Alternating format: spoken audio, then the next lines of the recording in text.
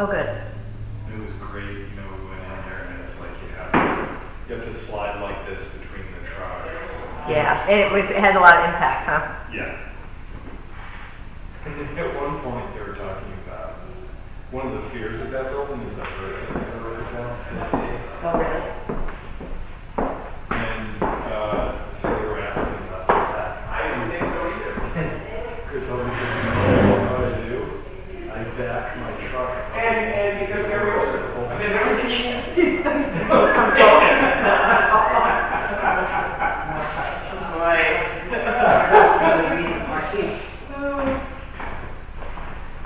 Have to keep my. Love for love, right? Yes. Good Martha with her nice job. Hey, kid, that went really well. Yeah, nice job today. Martha and Millie's birthday's tomorrow. Susan baked them a cake. Does Millie know this? Yes. Okay, you know, this is the problem. You might get, do you have any complaints about Millie? Millie? This is the problem. No, Millie, Yeah. Martha, this is the problem, right? When you bring candy in for somebody's birthday, mine was May 25th. Yes, When was your birthday? Oh, it's your birthday? Oh, did you? Oh, wow. You know what I'm going to do? Oh, no. I'm going to do what I did last year. You know what? On Martha's. I'm going to do this. May 25th? No. Oh, yes. Oh, no, I'm not telling you. Oh, yes. She's giving me a present tomorrow.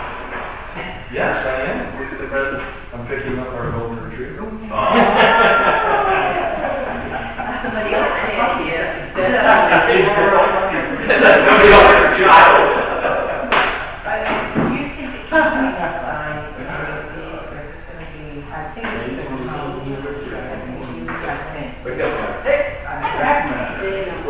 Was that you backing out of the mud to, going down to Hopkins? Oh, yeah, like, what is Judy's problem? Why That's would what I'd she like do to know. Oh, you Because- almost hit me. Oh, no, that was you. So Judy, I pulled, like, she came barreling down in her taxi. Yeah, I would buy that. And then I was like this, I was like, hang on, and I think it backed up so I could pull over, but I have a town. hadn't done it quite the right way. And she's just like coming right at me. I was like, Is that Judy? you want me to get out of your way, and you kind of got to give me attention. So Judy was there, and then another car, and then I was there. Yeah, but I didn't see you, and then I saw it for the last second. I realized. Papers. Huh? Oh, good. No, did you pick it up?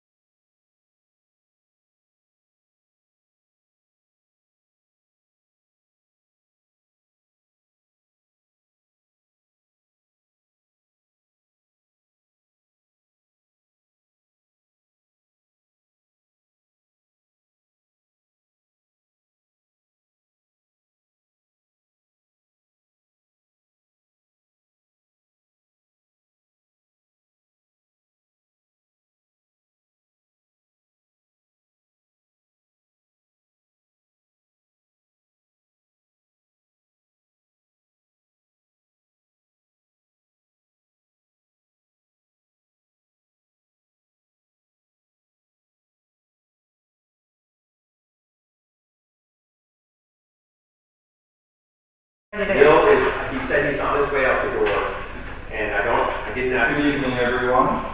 Today is Monday, June 5th, 2023. It is 6:34 p.m.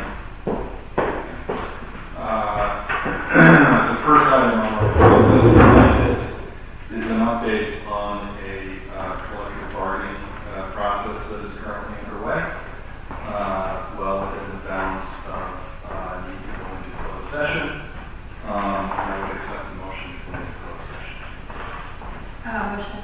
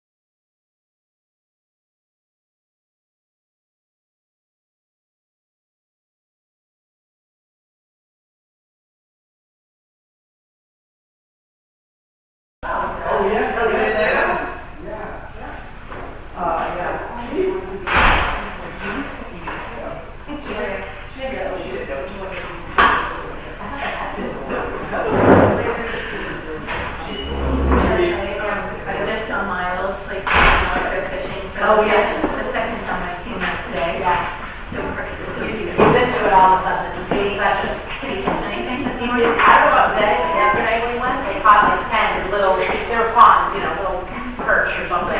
Yellow perch, something, something bird actually. But yeah, he was loving it. That's great. I mean, it's so funny. Nice job today.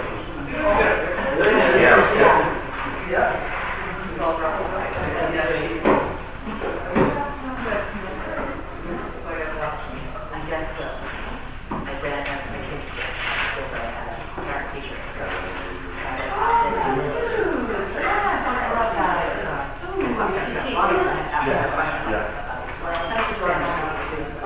So it's so funny.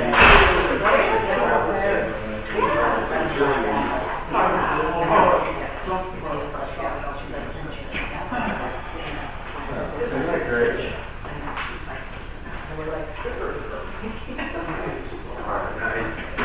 Just for that.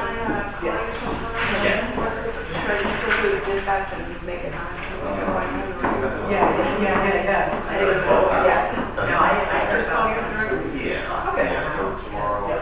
I mean, I'm going Maybe, or maybe Thursday.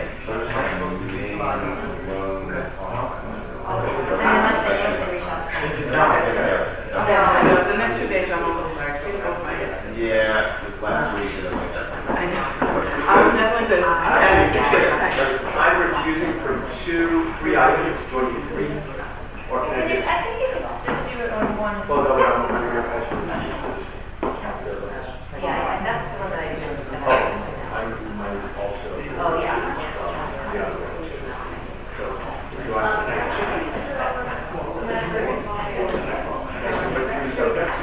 Okay, I'll do that one on Tuesday.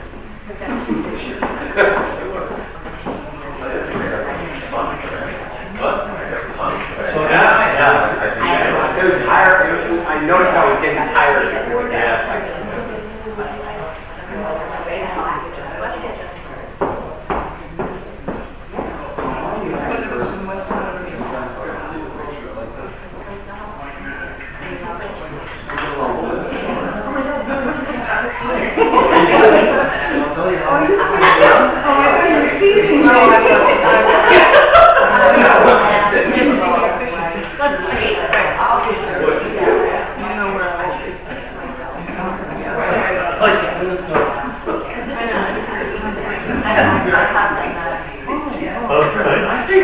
Can you drop the clock for me?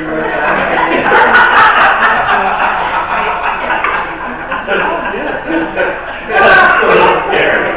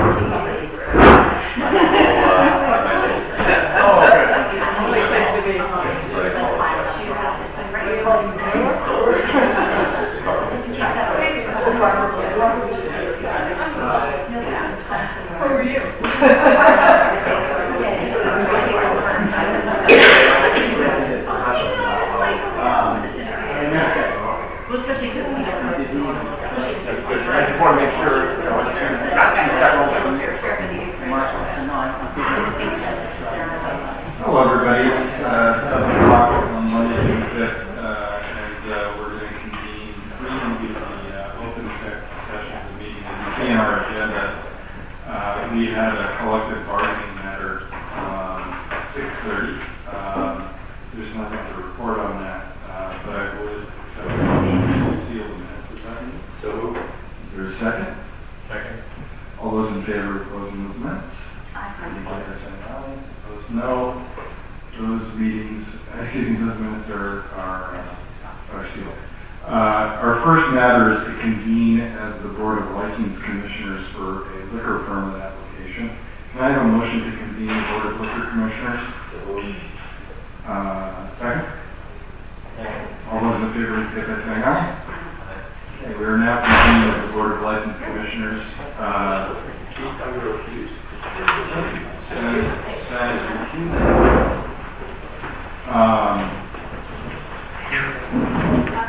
So this is discuss an act on an application for an F1 liquor license for Concert Fest on June 25th, 2023 at 1661 Farm, Spring Street, Plat 7, Lot 36. We all have known Concert Fest for many years. I think this is a new location, if I recall correctly. I think in previous years, this was done on town or land trust owned land where. Was it? Are there any questions? Do you want to read this? You don't get on. Any questions about this one? It's procedurally, normally we get a sign off by the police chief when this comes in. I don't see any problem with it, but in the future. Do you have a copy of the? Of the permit? Yeah. Well, it's nothing. I signed off on it. Oh, you did? So you did sign. Oh, yeah, I approved it. Perfect, great. Okay, so the letter says that you will be notified. Okay. Just to coordinate with them before. Sure. Any other questions about this application?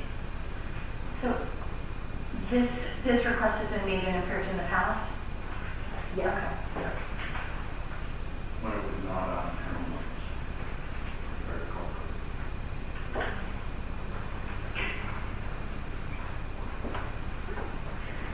When it was on Yes. property control racing people. Miller. I just want to point out that after the letter, the application does state that the Draper family will be, at 1661 Inn will be providing a bar. This license will not allow them to provide a bar through their license. So they can operate a bar under the F1 license, but they have to buy all of their liquor at retail, as required in the law. Great. Can we rely on you to walk them through what the requirements will be? Is that okay, Molly? Sure, absolutely. Sure. Thank you. Is there a motion to approve this license? So moved. Second. Second. All those in favor indicate by saying aye. Aye. Opposed? No? The ayes have it. I did, but I'll say it again. It's June 25th, 2023 at 1661 Farms, Spring Street, Lot 7, Lot 36. Terrific, thank you. Can I have a motion to adjourn the Board of License Commissioners meeting? So moved. Second. All those in favor indicate by saying aye. Aye. Opposed, no. Now we move on to the regular agenda. Item number 3, public comment. Is there any public comment for the group? Hey, Jess, come on up. Identify yourself, please, if you don't mind. The green light is on. Justin Lilly, New Shore School Committee, that's why I'm here. I would just like to take the opportunity to let the town council know that the 89th commencement of the Block Island Consolidated School is this Sunday at 1 p.m. at the Spring House Hotel. Just want to make sure you're all aware of that. And also, in the past, in some years in the past, not all of them, the council has done some sort of resolution to be read at commencement. I know there isn't anything on the agenda, and it's probably too late, but I didn't realize this was falling to me this year. But also we have a new senator and a new representative, so we're not going to have the citations from them because it was people who've done it for many years. So anyway, if there's some way to get something together to be a part of graduation, we do have a slot. If anybody wants to say anything on behalf let you know. Thank you so much, Jess. Will you, next year, if it would be helpful for any of us, because we're in such regular contact with Team Spears and Alon Mario, we recently asked the legislature to do a resolution on the passing of Brian Wilson. They were incredibly responsive and helpful, so just next year I'll mark it in my calendar so that we try to remember. Yep, I'll put out a list of things first. That Thank should you. be done. Thank you. Any other public comment? No? Moving on to item 4, our consent agenda. We have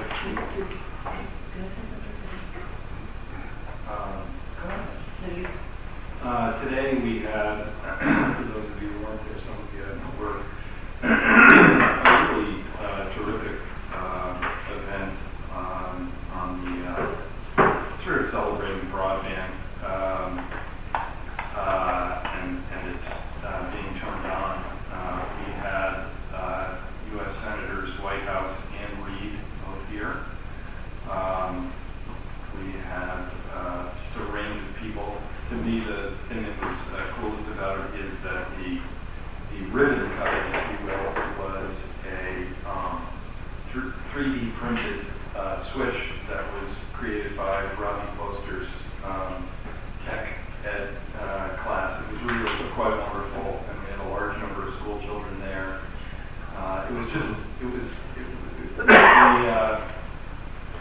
We can all talk a lot about what's wrong, but I think spending an hour talking about something that has gone well is really worth doing. And I think both the senators felt that way. It went well.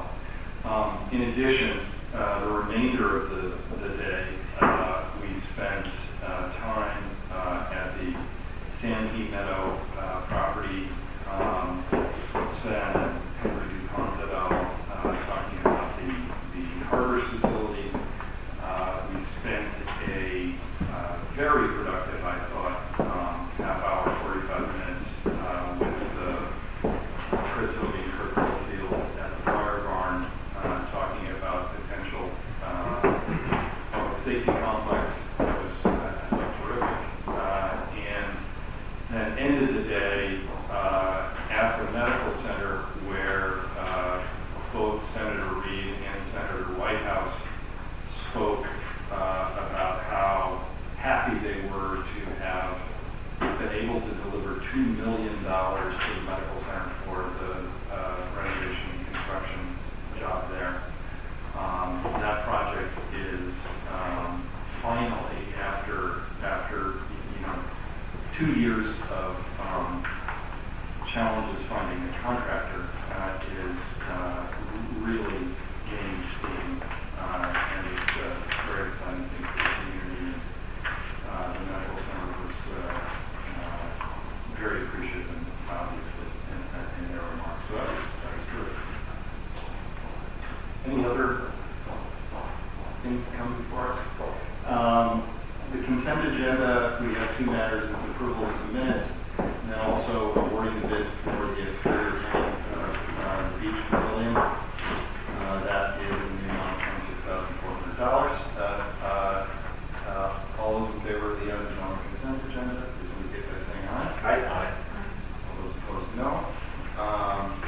Next, we have a public hearing to discuss and act on an amendment to the New Shoreham General Ordinance, Chapter 10, Miscellaneous Offenses.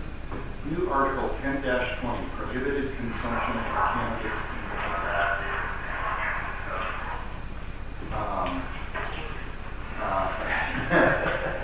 Am I speaking to the microphone? So, Marion, do you want to walk us through this? Sure, I'll start off. As you know, cannabis is now legal in Rhode Island, so in speaking with our solicitor and also surrounding communities throughout the state, a lot have adopted an ordinance as to ways we cannot smoke. And basically, that's what this ordinance is. And here is a lot of the ordinance that have been adopted by other communities and working for legal cities in town.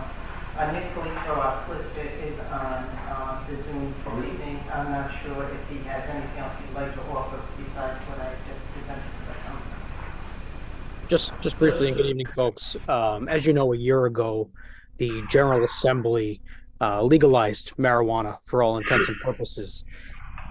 What the General Assembly left to cities and towns is crafting your own ordinances, if you choose to do so, with respect to public consumption.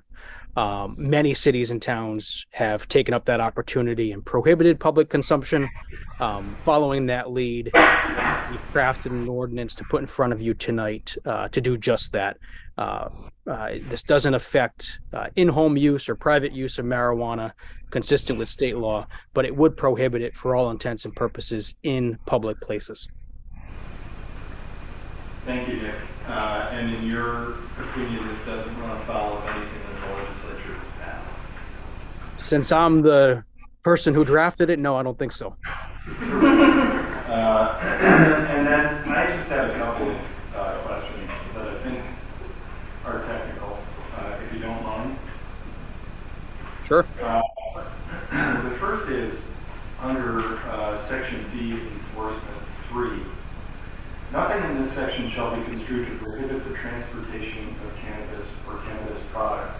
It strikes me that we may need a modifier in there that says in a manner consistent with the state law. Good question. That's taken verbatim from state law. So we used their guidance and added that there. We could get bogged down in the nuances of interfering with interstate commerce, but I think that's the intent there. But for our purposes, it simply mirrors state law so that we're doing this in a legal manner. I see. I was under the impression that possession of under a certain amount was permitted. But that's not the case in Rhode Island state law. What is still illegal as far as drug possession will in no way be affected by what you do here. Those type crimes, municipalities have no control over. So if you're thinking along the lines of transporting an illegal amount of drugs, you don't have any ability to affect that. That still remains in effect. There's general laws on that subject matter that are prosecuted by the Department of Attorney General. Great, terrific, thank you. The other question was one, it looked like, just bear with me for 1 second, that we hadn't picked up vaping. No, we picked it up at one spot, but I thought maybe not in others.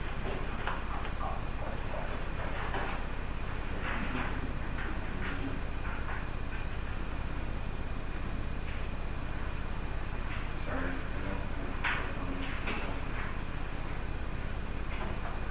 Oh, I know. Here it is.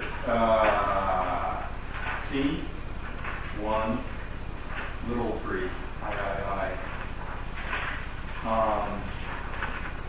Cannabis products means any product that has been manufactured and contains cannabis or an extract that are intended for use or consumption, including edible products, beverages, topical products, ointments, oils, and tinctures. Do we have to include vaporized or not there? Good question. So the definition right before that is smoke or vaporize, which by definition includes the smoking and vaporizing of cannabis. And then when you look underneath that, D1 enforcement, no person shall smoke or vaporize cannabis products. What that means is if you're smoking or vaporizing cannabis or manufactured cannabis products, you're in violation of this ordinance. So good point. We did recognize that as well. And no, you don't need to change there. Okay, terrific. Any other questions about that? Yeah, the only question I had was, open container, are we consistent on the fine? The fine is $100, is that when you open a container? And should it be? That's a good question. I see no problem with having different amounts, if that's your question. Yeah, like, do we want to be consistent, and is it $100 for open container? Open container by ordinance currently is $75. So just back to being I think easier for the cops is Yeah. to be consistent on it. I could go either way, so Probably what we should do is look at the open container ordinance and probably. bring that up, yeah. What is the rule on smoking in bars? Allow it. The private, this is much different private. Well, no, I'm talking about, that's what I'm asking. Is, can we get, I don't know how that law is written because I quit by the time that law was passed. So, could this be an end run around smoking in a bar when the bar doesn't allow it? So that's a private business. Jess could probably speak to this better. I do know that another friend who owns a bar said that smoking, including vaping is prohibited in their establishment. That's So my question. it's not up to us, I think it's up to them, but I think also you're not allowed to smoke inside. That was my question. Yeah. Restaurants, bars, I mean, So, I think we all think of bars, but we all know, Yeah. I think everyone knows what I'm talking about. yeah, I guess, Nick, maybe you could help me, because public places is an interesting way to frame this. And I'll take two examples. One, we mentioned in here, nature trails. And those are on private land, or at least some form, somebody owns that land up in town. And so now we're stating what can and can't be done on somebody else's land. So that's one question. Two, a public place, and I saw an associate here a minute ago, but there are many private lands, houses in public areas, right on the street. So I'll pick a house on Dodge Street or wherever it is. So are we saying that this law would prohibit, actually with a fine and legalities, somebody partaking on their land because it's seen as a public space? How do we bridge that versus public land? I mean, if it's public land, that's one thing. If it's public space but private land, how do we deal with that? So in other words, if we're gonna pick on Socia, So she's got this. she's on Socia's house. She is there, right? Okay, good. I this year, good, yeah.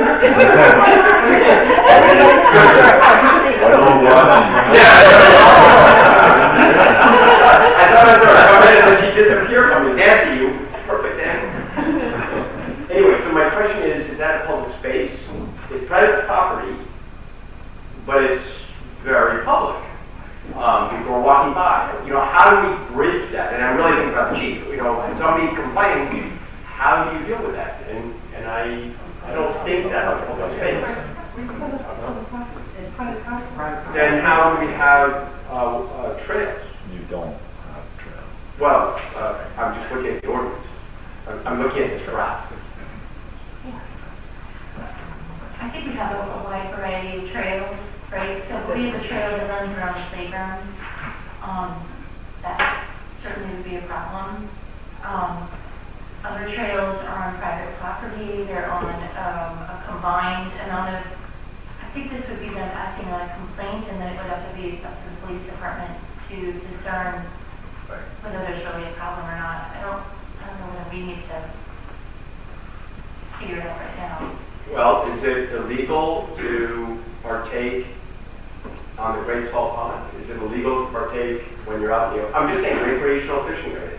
I'm trying to understand what's in a bound and what's out of bound so that we're clear. Well, the statute speaks to enclosed. Sorry, but Nick. It states relative to ordinance. So the statute, I know this deals with enclosed public areas. I'd have to do a little more research, but maybe Nick is first in that. So Water Street. Public. Yeah. But to Sven's point, it does say public water. Public recreation trails. Not to jump in, but I might be able to help. So this is state law that is a matter of basically first impression. We haven't had any test cases. So anybody who wants to tell you that they know for a fact is lying to you. Our guidance comes from the General Assembly, which tells us that as a municipality, we have the ability to govern whether or not somebody can partake in cannabis consumption in a quote unquote public place. Sven raises great legal questions that my suggestion would be that they come up in practice. You have multiple levels of dealing with that.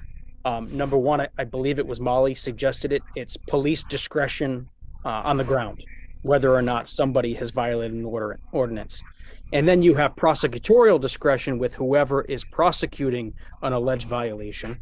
And then sometimes these questions have to go before a judge, where you have a legal ruling and possibly an appellate process thereafter. We can't, in drafting these, we do our best to fulfill the intent of the General Assembly. But we could sit here for quite a bit and hypothesize about scenarios where this may or may not fit. But I would suggest your guidance is, and our ability to legislate is over quote unquote public places, because that's what the General Assembly told us we can govern. But I guess, Nick, and I hear you, I'm going to go back to Neil's comment about alignment with open container. Open container to me is very, to me at least, is very specific, right? If it's on a public street, if it's in a public place, meaning not private land.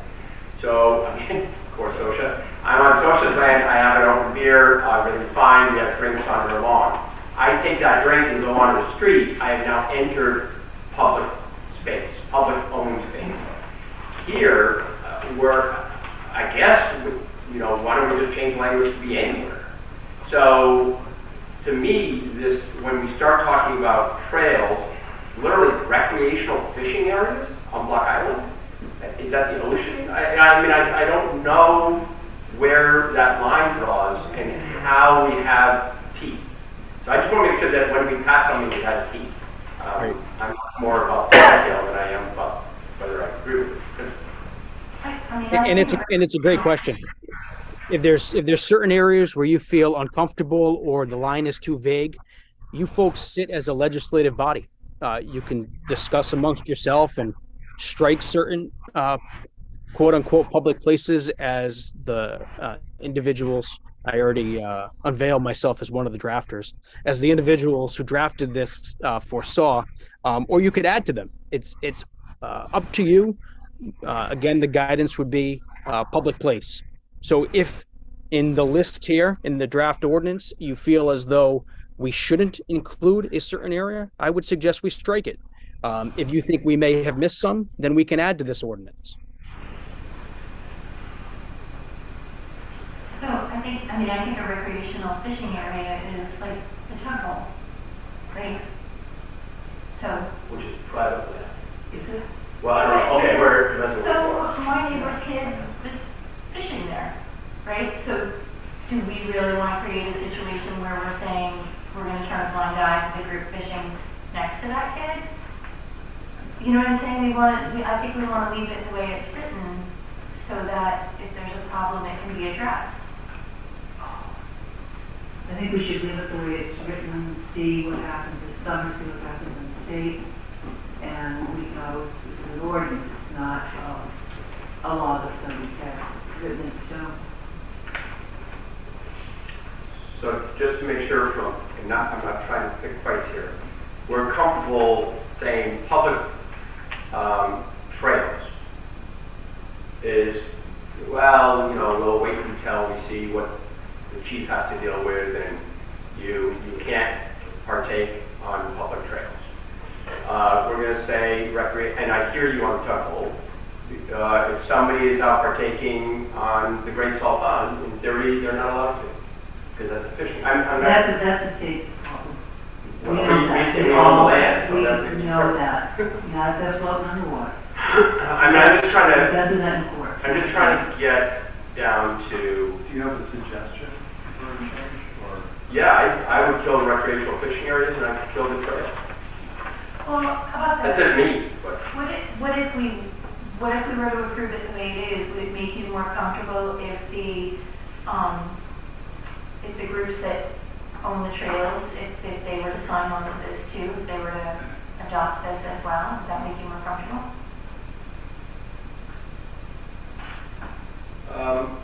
No. No. That's their rule as a private entity. I mean, that's like a homeowner or a landowner. I guess at the end here, it's like athletic fields shall include any playing field, ball field, basketball court. I think we all agree on the town stuff. But then if a tennis court or any other property where sports activities occur, so is that, again, where does that fall if you have a tennis court? I'm just trying to think. Well, no, but it's not, at the very beginning of this definition, it says public place means any public property. So then it's referring, so then the subset of public property is these locations. So I still go on fishing and trails. That's my personal view. But one person will look at it all. I like it the way that it is. I do not want to exclude public or recreational trails from this.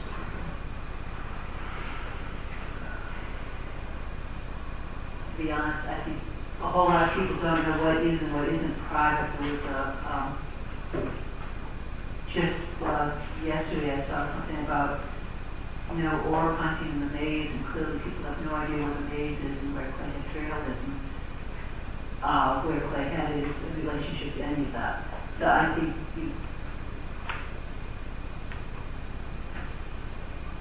you're not going to have more problems solving there.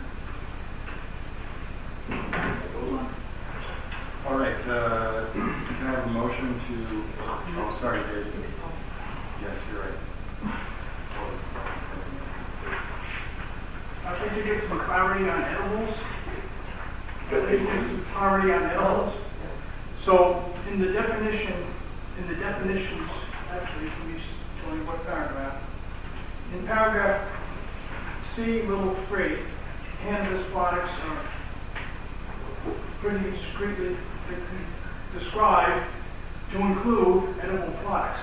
Yet, I'm curious about why it is you seem to have excluded from the prohibition edibles, when in fact, unless you're considering them consumed by vapor or smoke. So why would we make an exception and allow edibles in public? I would like to think the council and the community would want to be consistent if in fact we are serious about even creating this ordinance. Nick, would you answer that, please, if you have one? Well, that's within your discretion to take up. The intent there, and a number of municipalities have adopted that exclusion language. If I had to guess, without having been a part of those conversations, of course, is because edibles would create less of a public nuisance than, say, open smoke and the secondhand smoke type issues that come with public consumption of cannabis. Thank you. Any other comments? I thought somebody else had their hand up. Jess? Jessica Willie, I can't speak to everything, but I think Sven's point doesn't make sense to me, because I think that those private property is given to the public to use as the public. You're allowed to walk on these trails, but there are trails that are private property that are private that you're not allowed to go on. They're not, the private homeowner doesn't allow the public on there. But those trails, like the maze, are owned by somebody private land, but they're open to the public. So it would be public space. Right? So, I don't know about all that stuff you're talking about. I have no opinion on that. I'm just gonna send everyone to Socius House.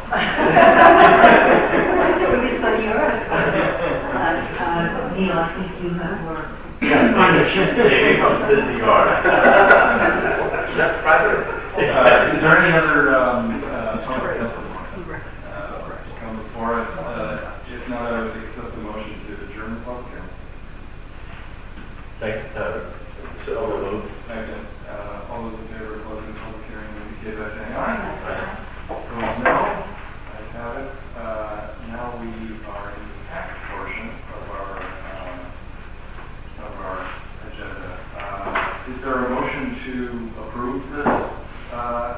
this proposed ordinance?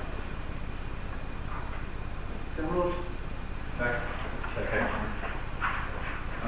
All those in favor indicate by saying aye. Aye. Opposed, no. I will. 4-1, Kelly?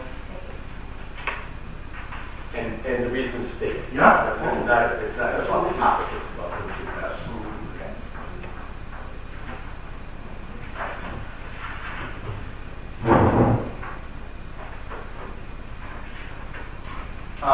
Next we have the town manager's recommendation for appointment of director of public works. Would you? What about doing this one? Oh, great. Discussing.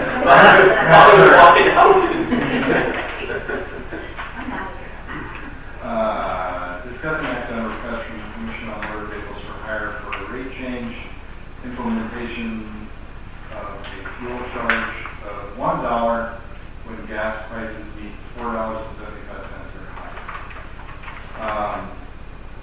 I would just say at the outset, I wanted to thank Brad and the Commission on Motor Vehicles for Hire, because this is one of the things we discussed when we were working through rates. And I think we all felt that establishing a number and not having frankly, either the delay or having to go through a whole council scheduling process didn't make a great deal of sense. Having said that, if we get to the point where this number doesn't make sense, we can always change that. Are there any questions for Brad, or Brad, would you like to say anything?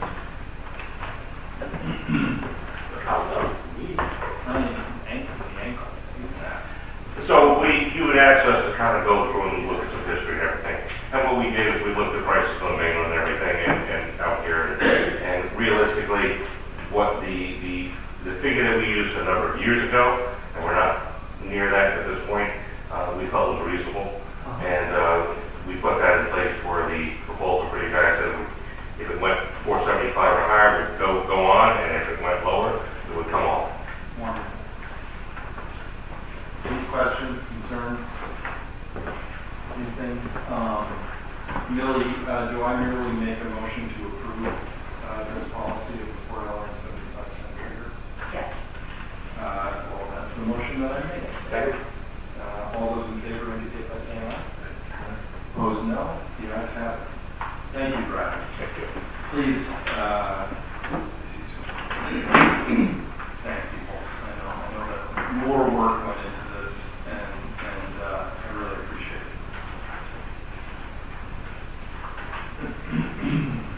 Welcome back, Molly. Now we get to discuss and act on the town manager's recommendation for appointment of director of public works. Mary Ann. Yes, Sven is recused from, are you 7 and 8, right? 7 and 8. 7 and 8. So as the council is well aware, we had advertised for the Department of Public Works Director. And as my memo states, we received 2 applicants for the position. They're both internal applicants, and they're both highly qualified. Each of them had expertise and ability in different areas that complement one another. With everything that the town will have going on in the next 3 to 5 years, not only in the DPW, but also in the major capital improvements, major capital buildings that we will have going forward in the next 3 to 5 years. And my memo outlines what those projects are. We are currently in the middle of the $10.4 million school project. We have $20 million project from Rhino. We have the possible fire pumping complex, the Thomas property, which is getting underway again at this point. All O'Brien housing project. So we have a number of projects going on. So when we received 2 of those both applications and the internal applications, I looked at it as an opportunity to sit down with both Mike Shea and Tom Risman and discuss the positions with them. I asked them to spend some time thinking about and working together as to how they thought would best serve the community on a short-term and long-term basis. And they did come back with a memo to me as to how they thought that would move forward. So what I'm recommending tonight is 2 two different positions that are being proposed in item number 7 and number 8. In number 7, I'm recommending that long-term town highway supervisor Mike Shea be appointed the position to the position of DPW director. I'm also recommending in item number 8 that Tom Rissom, who's been with us for about 3 years now, almost 3 years, as the director of capital improvement, major capital projects for the town. I've also provided the council with a org chart strictly for the DPW department, and that is also included in your package, which has Mike Shea as the director, and then staff under Mike Shea, and then under director of major capital improvements, I've included the building official, minimum housing, water inspection, facilities director, which will be a vacant position. Under Mike Shea, although the two of them will be working together, will be highway superintendent, zoning official, and land use official. Just to let the council know, one of the things, as I'm sure someone will have asked, that the director of capital improvements, major capital improvements, was not included in the budget for this fiscal year. However, with the new folks coming on and where they would start in the ranking of hiring, there will be some savings, and it's unlikely that it's unlikely the vacant positions will be filled until sometime in the fall. Also, just for clarification, as a town manager, I do have the ability to hire people, but not only that, to provide supervision or assign supervision where I think would be in the best interest of the town. And that's what I've done. I think it has come up on more than one occasion by the council and others about zoning, building inspector, how that all falls. It's now going to fall in one department with Mike Shea as the director, but also Tom helping with some of the supervision and leading in that area. So that's what's before you this evening. I think this is a wonderful opportunity for the town to move forward with the DPW director's position, and also to be able to address the number of major capital projects that we have coming forward in the next 3 to 5 years. $50 million in capital improvement projects for this town is a significant dollar amount. I don't think this town has ever experienced that kind of major capital projects ever. But someone could correct me if I'm wrong about that. So that's what's before you. Thank you, Mary Ann. Are there any questions? Can I start with making a motion? Sure. And then we can discuss it? Absolutely. Okay, so I'll make a motion that we accept, excuse me, the town manager's recommendation of Mike Shea to be director of public works. Is there a second? Second. Discussion. Did you want to discuss that? No, I made the motion. I think it's a good pick. Oh, okay, great. I wasn't sure whether you had a motion on the floor before you made your comments. I think this is a great solution. I have a great deal of respect and frankly fondness for Mike, and I don't think I'm in any way unique in the community. I really, just for me personally, very much appreciate the clarity of an organizational chart, because I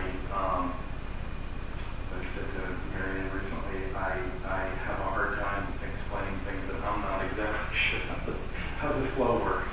So I appreciate that. Are there any other questions or comments? Martha? Only that I support this appointment completely. When, I've said this before, when I was on council previously, the state was trying to unload the roads, and my version of what was going on. In my mind, the state was trying to unload the roads, and I didn't trust anything that was being put forth because there didn't seem to be any numbers which I later learned because they literally weren't ANRs. And Mike was the one who said, convinced me we should give it a try. And that was a really, really good move. Is this where you say Mike was right and I was wrong? Mike was right, and I was pushed off the fence on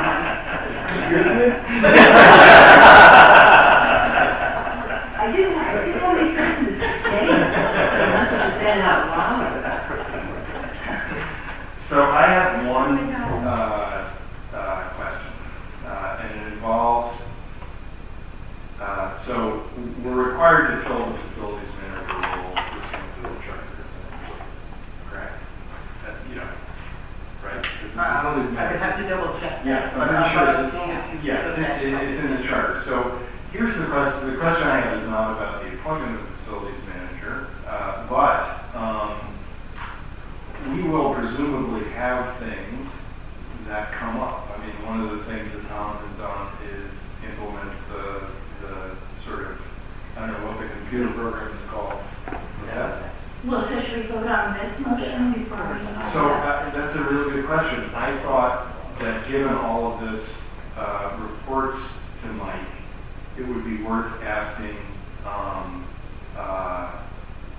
sort of what's going to happen if there's a need for a facilities person, in the interim. That call would go to Mike Shea or So how I see it, it will be org chart. Yeah, The facilities manager yeah. that we currently have will report to town meeting. So I'm not asking about a reporting relationship. I'm wondering if all of the bulbs are broken at the Coast Guard station on a Friday night, what happens? There's two people in that department they can reach out to, either Mike Shea and Tom. Sure. And I'm going to leave it to the both of them to decide. As I've spoken to them already, there's certain things that I have full confidence in both of them. Great, okay.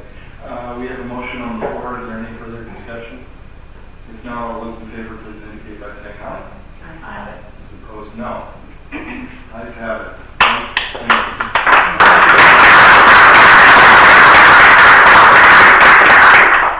you.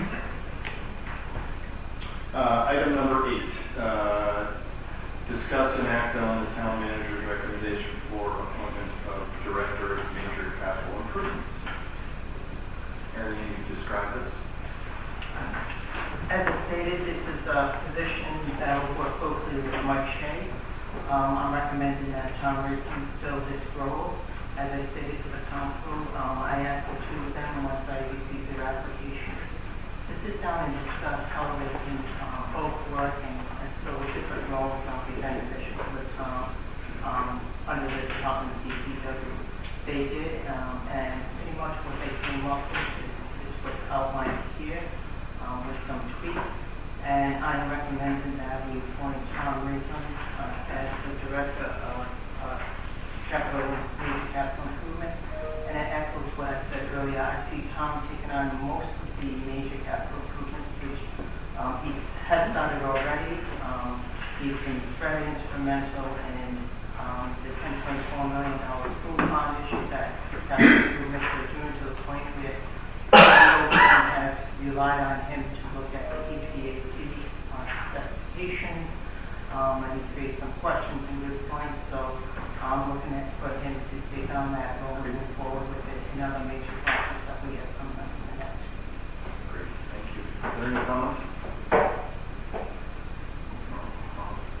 So I have some After questions Molly. about, so on the list of the school HVAC and gym renovation, the money is approved by the voters. Where does that project stand? Maybe Jess, or I don't know, Kate, if you're on that committee, but like, Also Mary Ann's on the- Mary Ann, like where is that project stand?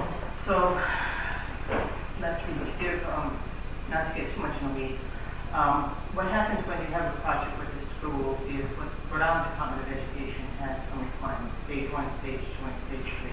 We're in the stage 3 phase. The building committee has been meeting on a monthly basis. I'm on it, Tom's on it. Bob Girardi's on it, school teachers on it, Melanie Reeds is on it, Charlie Rivers is the chair, he's a school committee representative. I think that may cover everyone else more from this and that one. We meet on a monthly basis, some recommendations come forward that we approved, then they go to the school committee. School committee has approved the OPM contract, which has been sent. They will be approving the next stage, that being the school committee, once the building committee meets again, it was the latter part of this month. We have finished schematic design, and we've submitted design document, which has been submitted up to RIDE through their portal. RIDE will then call us in for review, and then we continue on the process. One thing that I mentioned to the building committee and to the OPM at the last meeting, and I mentioned to Keith that we need to get before the town council, so the building can make an update, or the OPM can update us.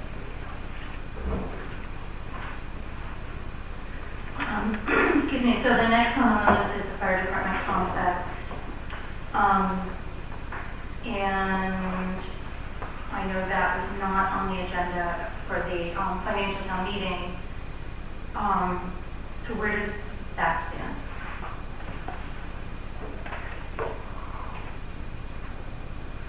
It's my understanding they have a building committee that they're working with. I'm not sure if that's the case. They have an architectural design, which I think the folks have seen, and they're scheduled to go before the voters at least at this point. And I'm going to go with a budget on that sometime next time.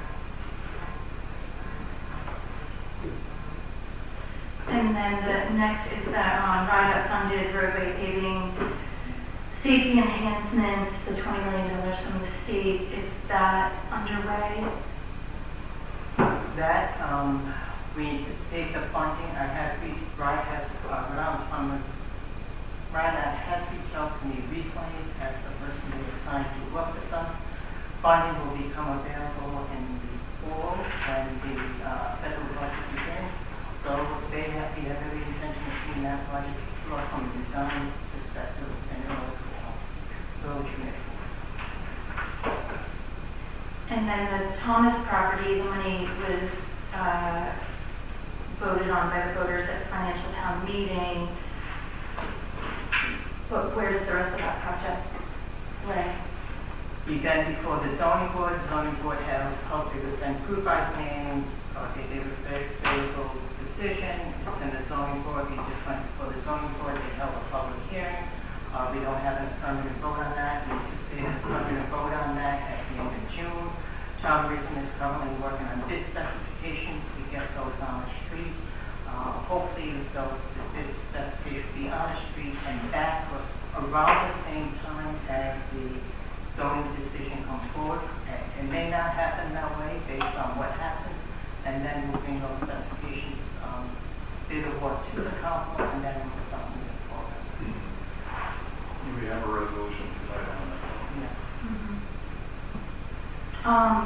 So the Herbers facility, dog walkways and ramps, we saw some drawings that were paid for by a private group. Has it gone any further than that? Not at this point. That was one of the sites that both Senator Reed and Senator Whitehouse would say, as well as the fire line. We have two applications for congressional appropriations, one with the fire department and one with that project.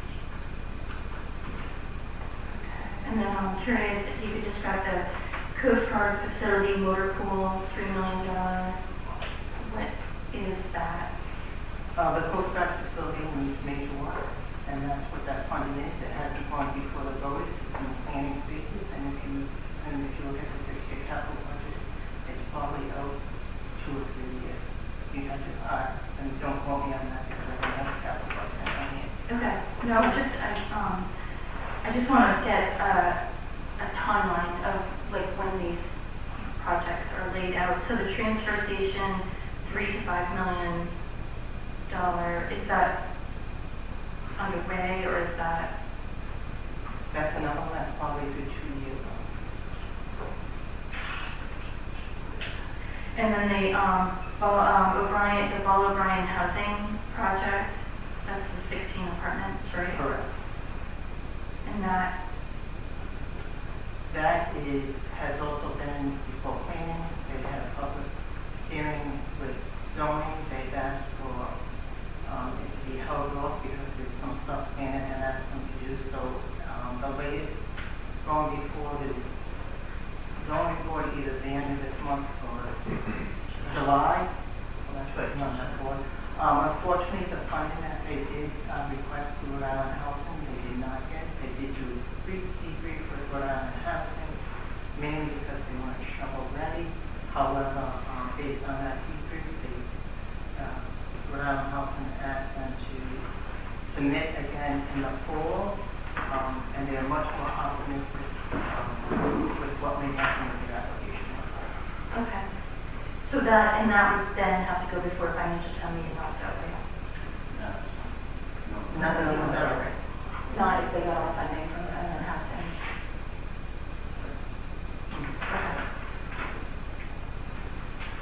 Okay. And then I have another question. This new position, what sort of budget impact is that?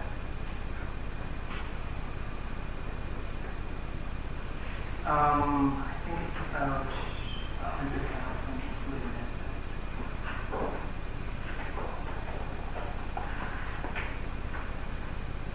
Thanks.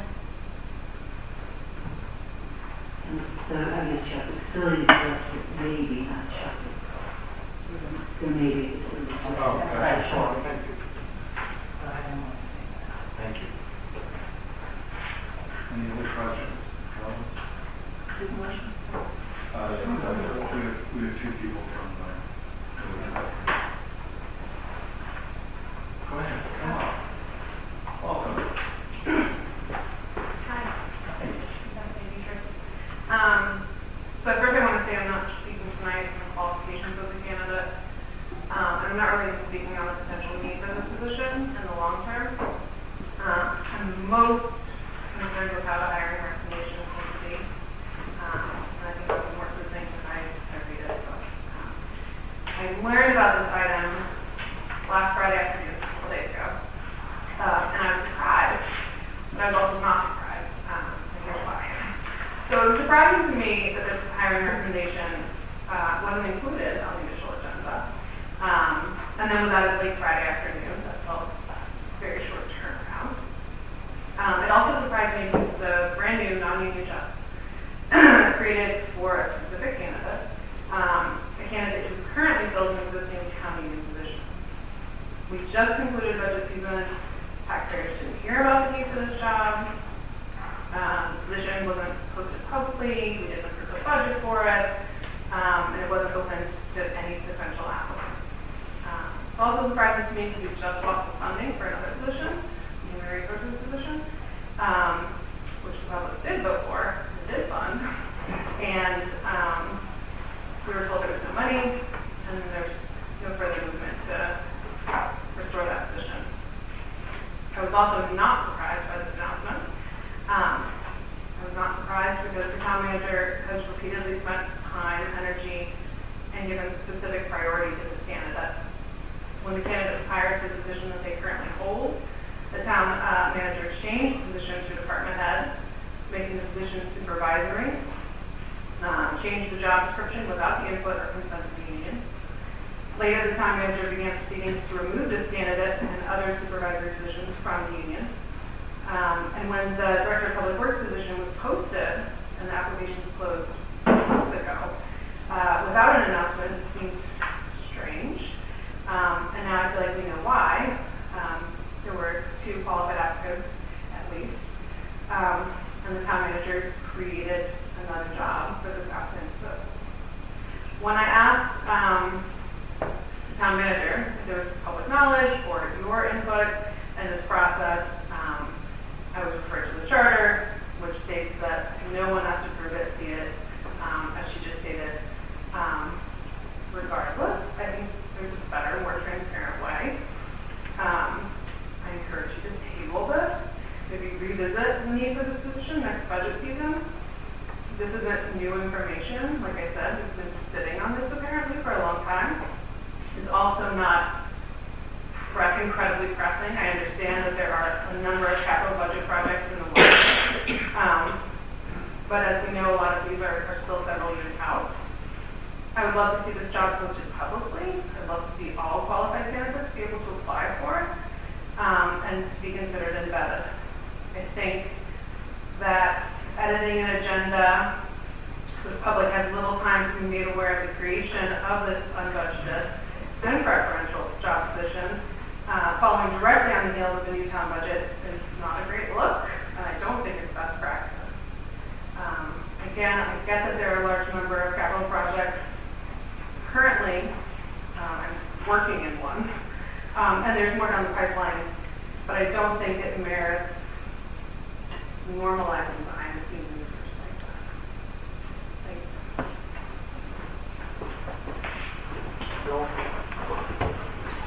I agree with some of the things that were just said, and I think it's unfair to Tom, and I think it's uncomfortable. I think the process in this, if there's a need for this position, I think the position itself, concept, should have been brought to the council, should be weighed through.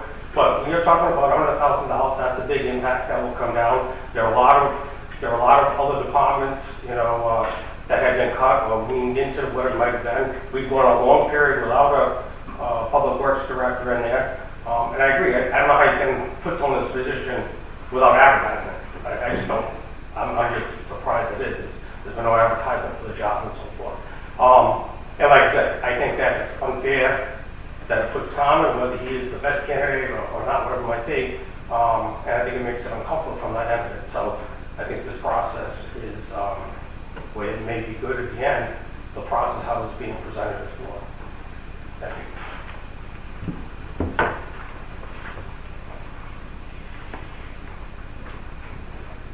Any further comments? Mary Ann, do you want to talk process? As I stated to the council, we had two highly successful candidates for the DPW position. I asked the two of them to take a look at the workload that we have in the town this year and going forward. They did. They came forward with a plan, and this is the plan that I'm expecting this year. Yeah, I would say something, and I feel as though the enormity of the amount of capital funding, which I think was very well articulated at the financial town meeting, has already gone away in the vapor. And it sounds like, well, that's not really happening, that's not really important, that's not really that big, that's 5 years out. That's the whole, we have never seemed to have had a capital plan that was stuck to, because everything ends up having to be pushed back. Something happens. I remember the first time we ever had a capital budget was $6 million. We got it in the 80s. It was enormous. And I think in the end it was 300 or something. It's just, I just think we have to, at some point, stop. I'm not going to say kicking the can down the road. But I just do. Neil, anything for you? Yeah, I mean, I have to agree, especially coming from a corporate environment, that job postings are required. When things unexpectedly come up like this, when there are two good candidates, the company still does post. I know we're not a corporation. Post the role, allow people to come forward. And it's the best practice just to shake the trees and see who else is out there. Not posting it, I think, is a detriment. And again, no disrespect to Tom, but I would say, from a corporate perspective, this wasn't the right process by not posting this job. I'm going to go a little further and say that this job doesn't exist. We did not, there was no process which came before us to say we would like to add this job. I mean, tonight I got a job description, or, a couple of days ago I got a job description. But I feel like, as Bethany said, the voters, we just had a financial town meeting, and this was not on the radar for the voters. $100,000 is a a big budget impact. If we have $100,000 worth of play in the budget that we just approved, things are messy. I don't think we're that messy. I really don't. I don't want the voters to think that we didn't carefully consider all of the requests that came forward during that budget process. I know there were departments that wanted more money. The school wanted more money. And we said no. And now, here it is a month later, and we're like, oh, but we found $100,000.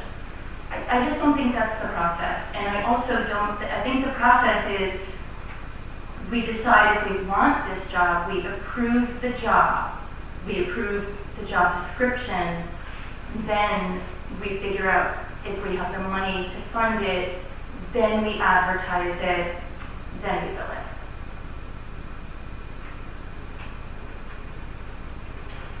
So, this is not about posting it.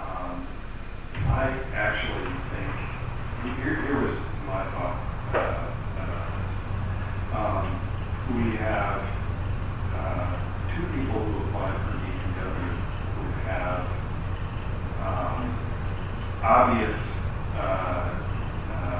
demonstrated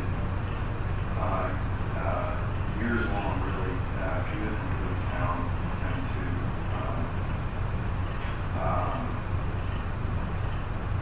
their work. We have 2 people who have particular strengths.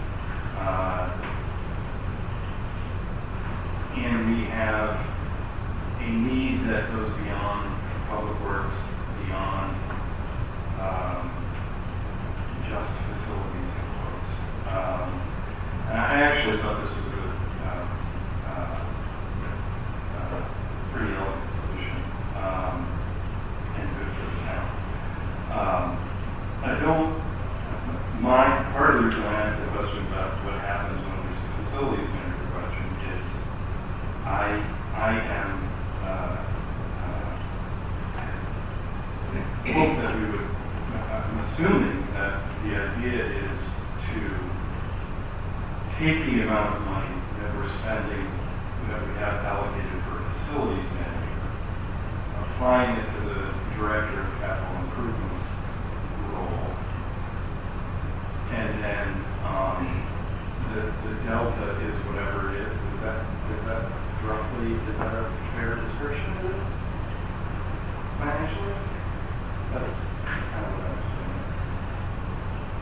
I don't think it's the exact definition.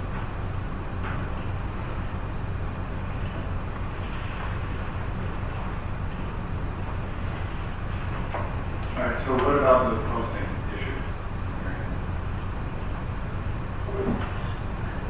As I stated, we had 2 highly qualified people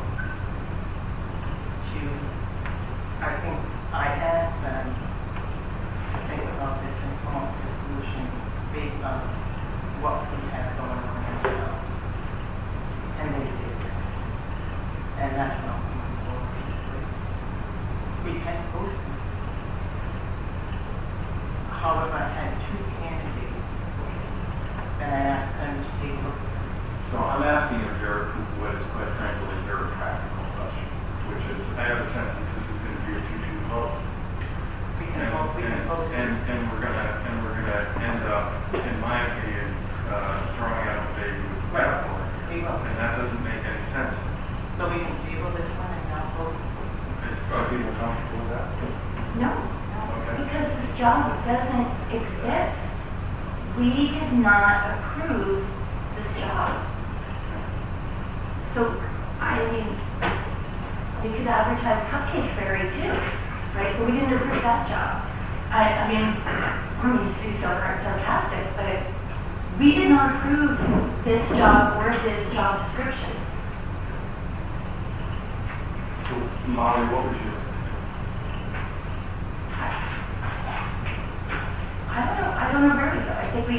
guess we have to decide if we're going to approve the job description and the job first.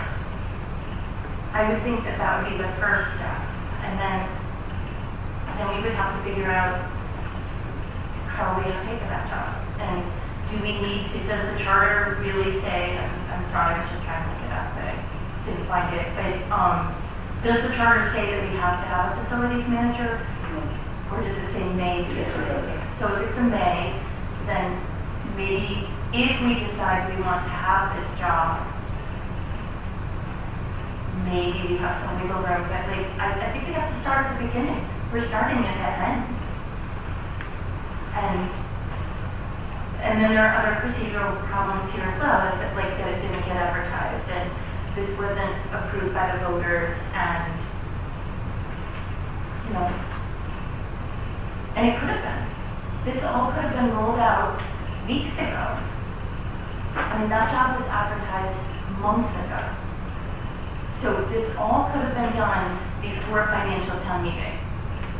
And I'm not saying there was any strategy involved to roll it out afterwards, but I'm saying it is afterwards. And unless we're going to have a special financial town meeting, or unless we're going to find, I just think it reflects very poorly on us if we are able to So find. are you arguing that we need a special financial town meeting? No, I don't think we do, but no, that would be for the funding. I'm just saying it reflects very poorly on us if we can like scare up $100,000 4 weeks after financial town meeting.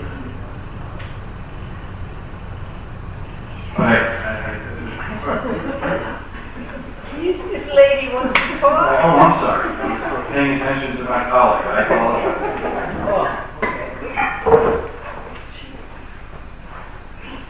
I think this whole thing is unfortunate, and you're kind of making it personal, which you shouldn't. How am I making this personal? Mariette is saying two very qualified people. This shouldn't reflect on Mike as the Director of Public Works at all. I disagree with you under the charter.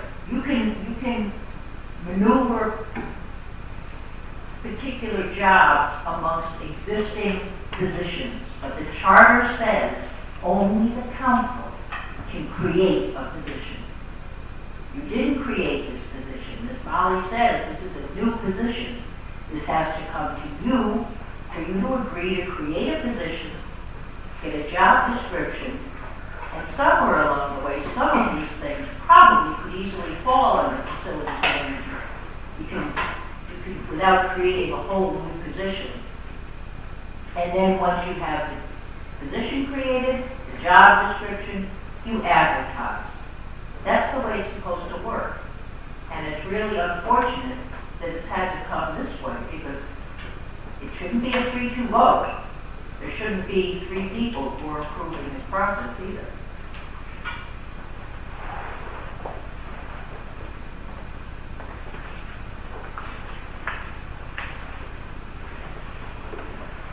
So I just want to comment. I like the solution. I just think the optics and the process went awry. And I think Molly's point on how long ago this was posted and the solution, why it didn't come up or why it wasn't built into the budget.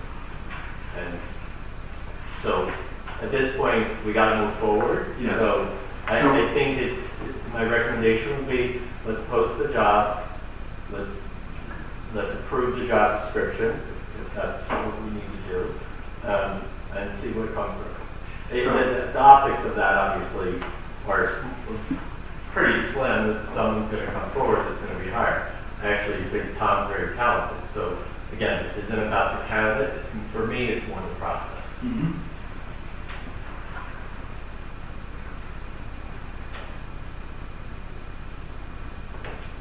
But that is not the process that Molly's talking about. So, is it? Neil just said he was concerned about the process and he wants it posted. When I suggested that, you said no. Oh, I'm sorry. Then I misunderstood. I'm concerned about the lack of process that we've had. Yeah. So, same thing. But, yes, so we have to start at the beginning, and we have to decide if we're going to, first we have to create this job. then we post that job, after we voted on creating this job. It would be my take on it, procedurally, but other people might have a different take on it. I'm not prepared to create a job. I think that we have a problem, we have a position description, I think, I agree with Neil, post it. And accept it, post it. That is what you said.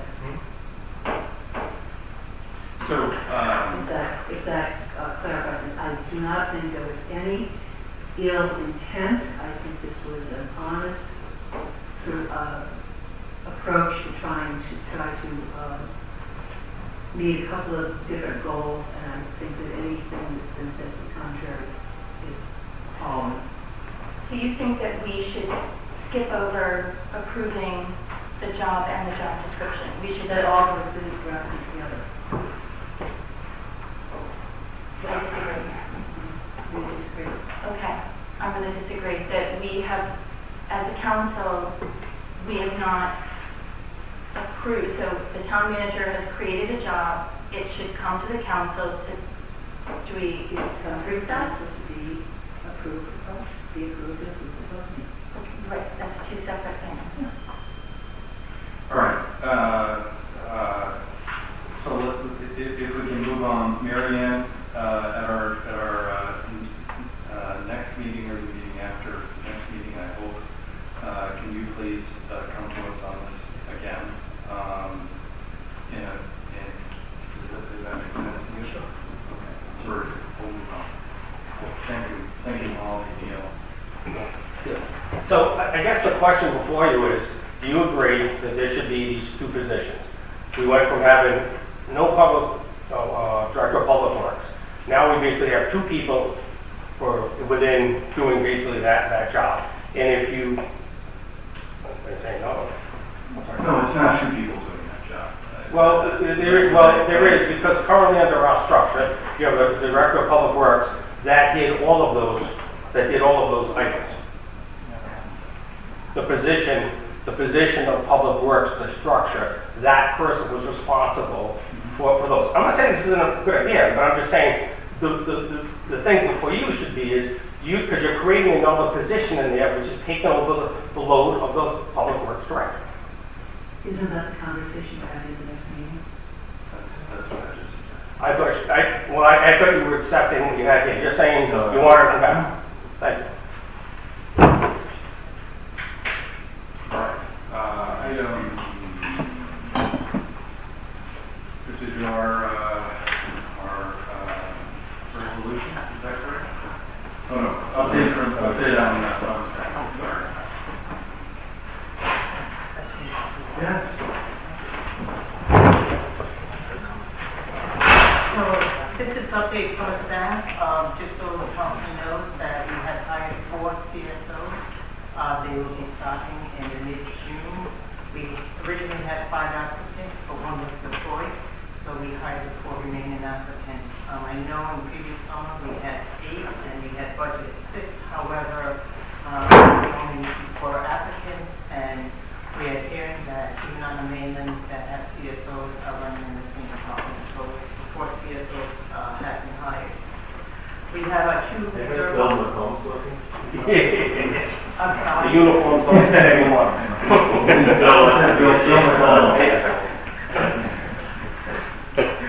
Sorry, Bill.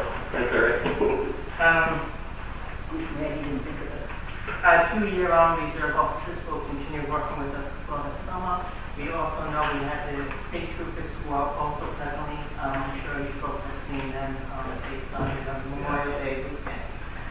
Also, we have 3 candidates, potential candidates, employees that will be presented to the post, which is required to get them certified, and they'll be presented to the post at the end of June. We'll see how that goes. Indications are that at least 2 will be certified at that meeting. The third one, we're not sure what will happen at. In addition, we have 2 other additional officers. One, Han Chu, who was here last summer, is also returning. He's working mostly weekend. and David, who has worked pretty much for us year-round, but very much on a part-time basis, will also be working both July and August, working 7 shifts at both those meetings.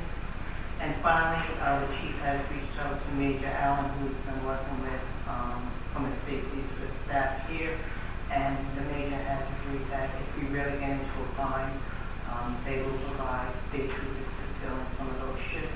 And we did say to them at that point that we think that would be our responsibility from a compensation standpoint, and that we would pay the state police for those folks, but we will allow paying them for folks on the weekends, like you said.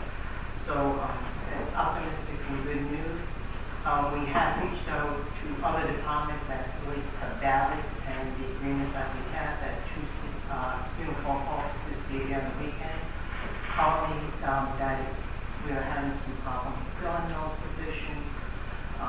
Neighboring communities would prefer not to have their police officers work at hours for a number of reasons.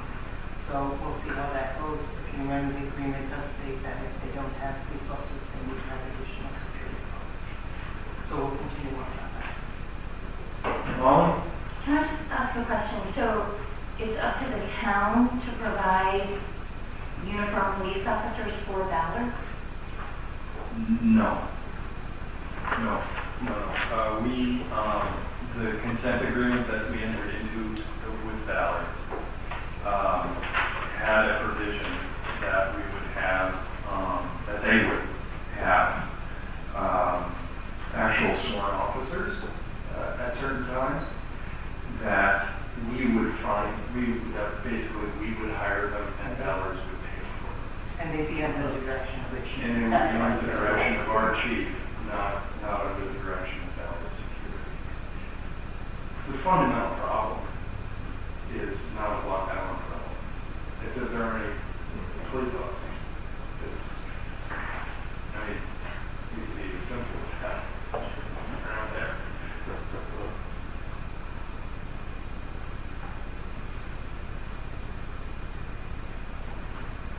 Is that the answer? Yes. Oh. It should be their problem, I would imagine. It sounds like. No, it ends up being our problem. We put up with a great line of things. We wanted the town to have oversight and direction on that. We didn't want any organization, any establishment simply hiring its own security without oversight from the town, especially when it's had some issues in the past, so let's do that up. Okay, thanks. I think in the context of the marketplace, I really appreciate the work you're doing. I think the fact that we're presenting candidates to the post is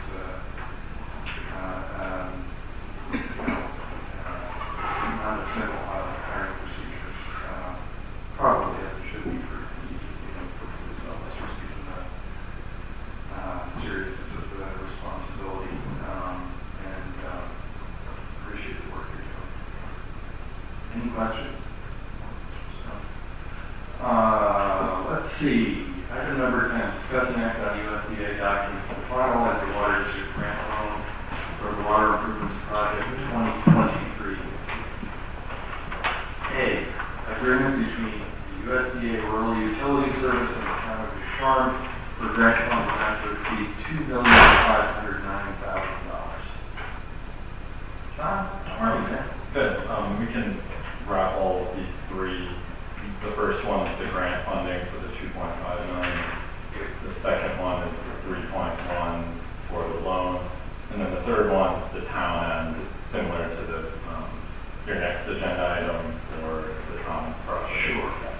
So the first two are just boilerplate USDA language. It's just following up from financial town. Right. So if you have any questions, let me know. But I think this is Does anybody on the council have a problem if we make a motion to approve A, B, and C? No. Or would you prefer to go through? Unless we have to accept. Maybe I think Is we should there- have is there a separate need? motions. Just, That's what I was asking. I would suggest you do that. Okay. I would make a motion to approve the agreement between USDA Rural Utility $2,509,000. Second. Is there any discussion? All those in favor indicate by saying aye. Opposed, no. That's approved. I would make a motion to approve the loan resolution for the town of New Shore Water District for $3,072,000. Second.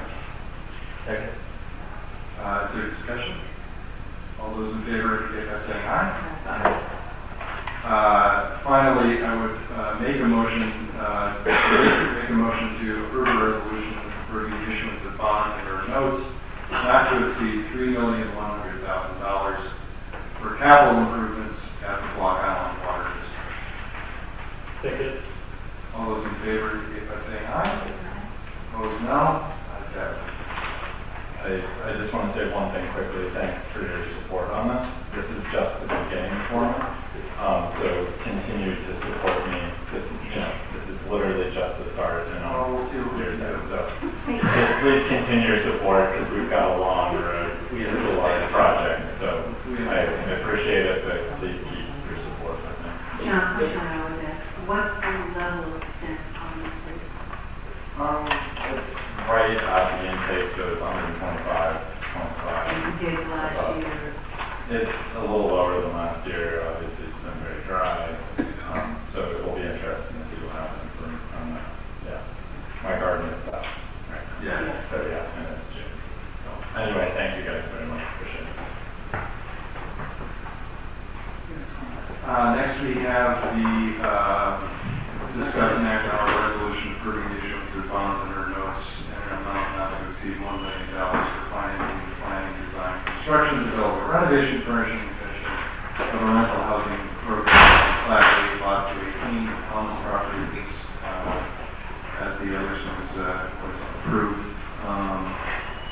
by the financial town meeting. Are there any questions about this matter? No?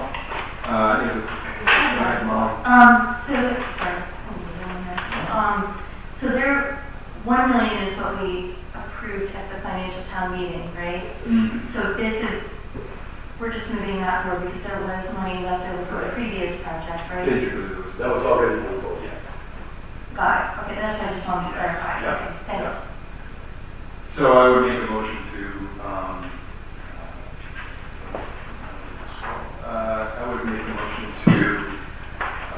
approve the issuance of bonds and or notes in an amount not to exceed $1 million for financing the planning, design, construction, development, renovation, furnishing, and finishing of a rental housing program on Plat 8, Lot 218, Commons property. Second. Is there any discussion? No, all those in favor indicate by saying aye. Opposed, nay. The ayes have it. We all set, Melanie? All set, but passing just, Passing down. yeah, passing down, there's right through. Who said no? Oh, I heard no. I heard that. I heard Molly. I'm not in charge of those. Let's walk the replay. Next item is to discuss and act on a resolution in support of the restoration of general revenue sharing to cities and towns. The first question I have about this, is it relevant in the context of a budget that has already been, that I believe is being heard this week? Friday. Yes, and is likely to pass next week. Do you know anyone? I mean, so just so people know, we frequently, particularly during the legislative session, get there's sort of a town clerk email listserv, if you will, and when towns pass resolutions concerning particular pieces of legislation or state policies, we get them. And honestly, those range from opposing any changes to the state's gun laws all the way to, general revenue sharing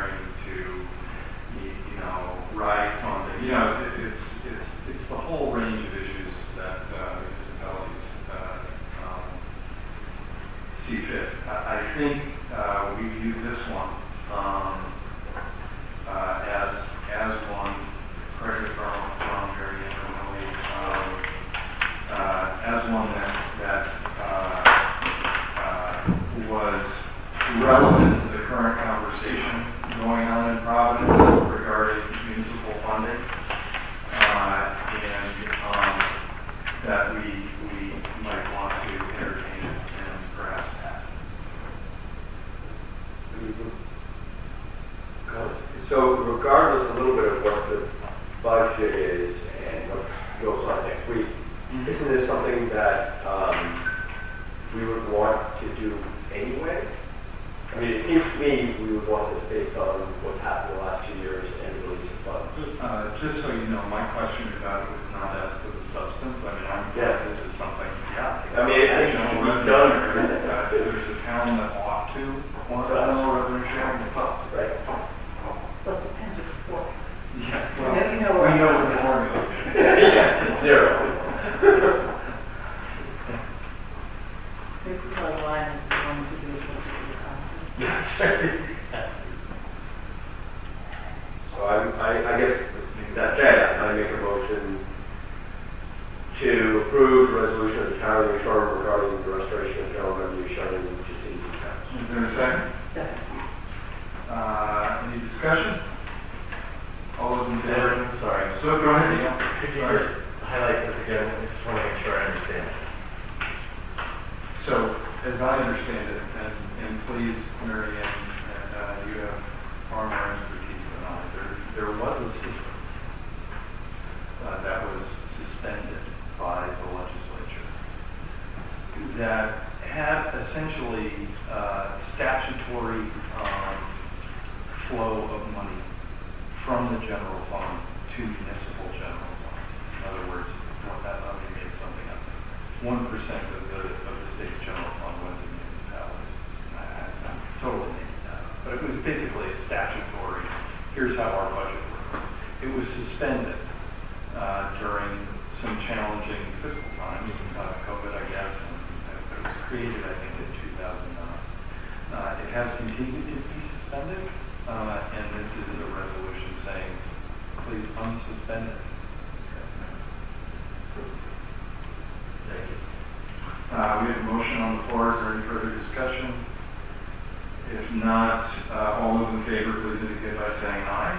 Aye. Those opposed, no. Yes, have it.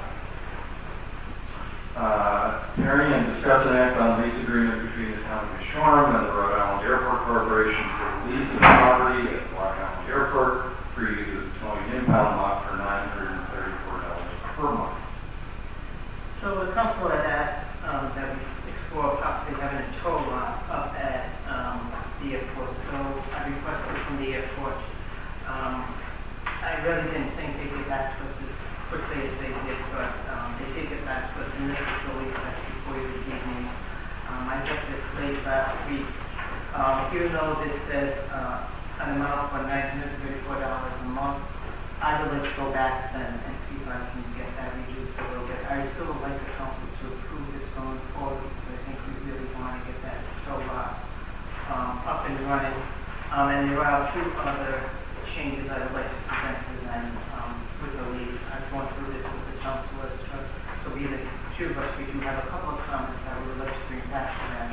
However, I would like the council to approve this.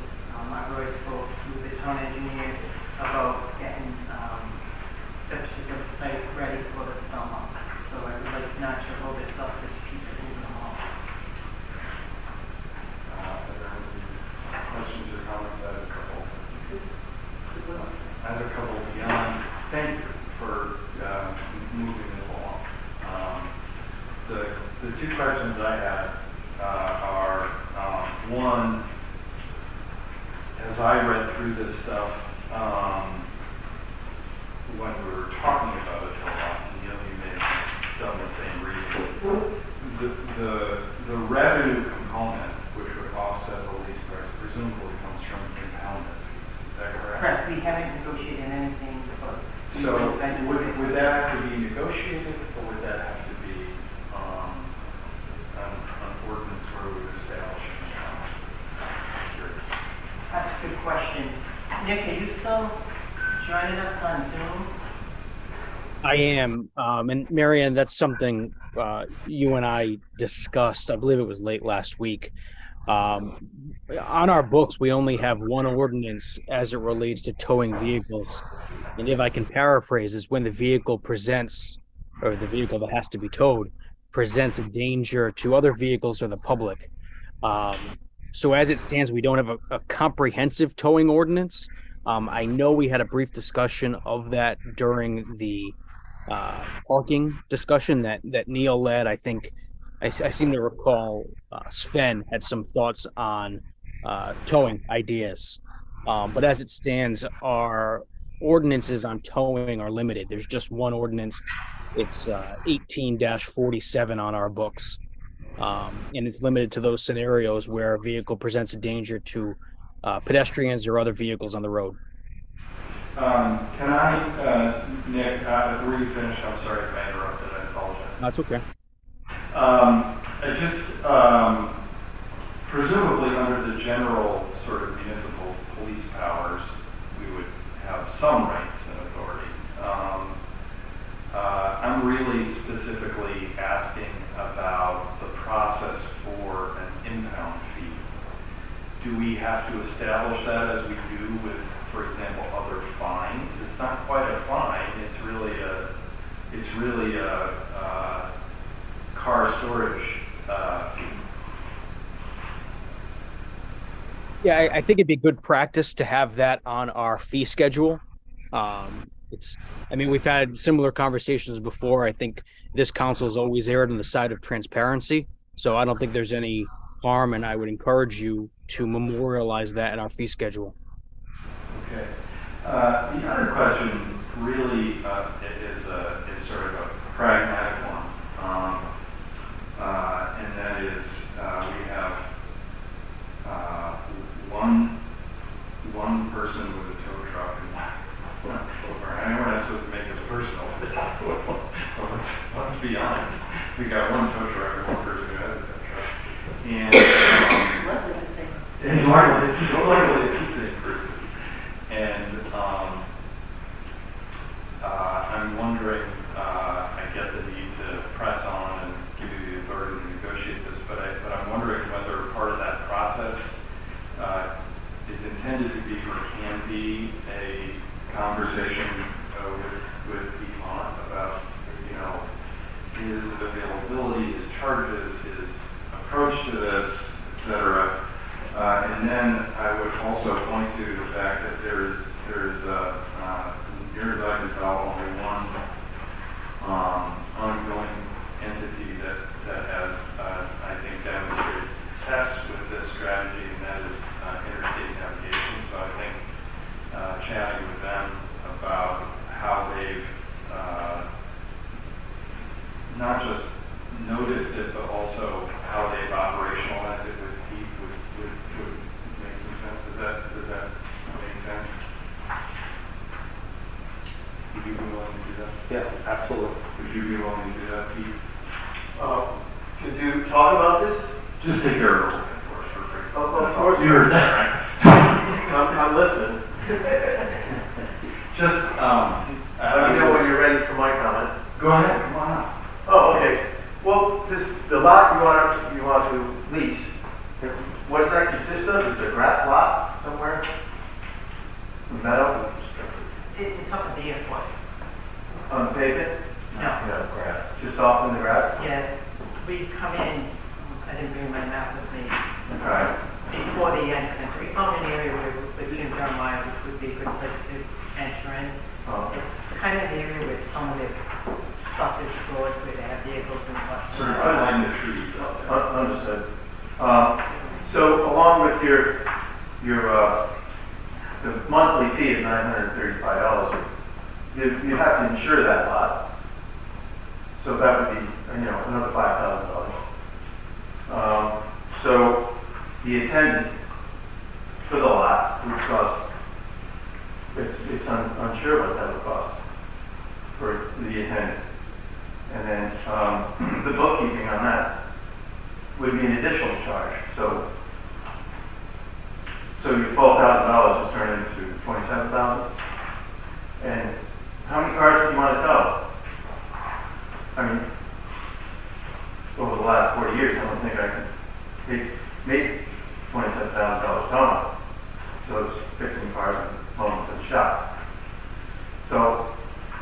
The accidents, you really can't just put them up there on a grass lot, they just have to go to the main line. So a lot of these tows really just do go to the main line, so I'm not quite sure how you want to move forward on this, as far as agreeing to rent that lot. I happen to believe that there is value in the threat of towing. Yeah. That's just my own philosophy. Okay, yeah. Well, I can tell them about, like I said, about that one. So, the facility that you're talking about is just a grass lot. We probably put gravel down. Jim Giamatti said he thinks if you put some gravel down to make it, and the insurance would be under the trust. We have it on the local trust.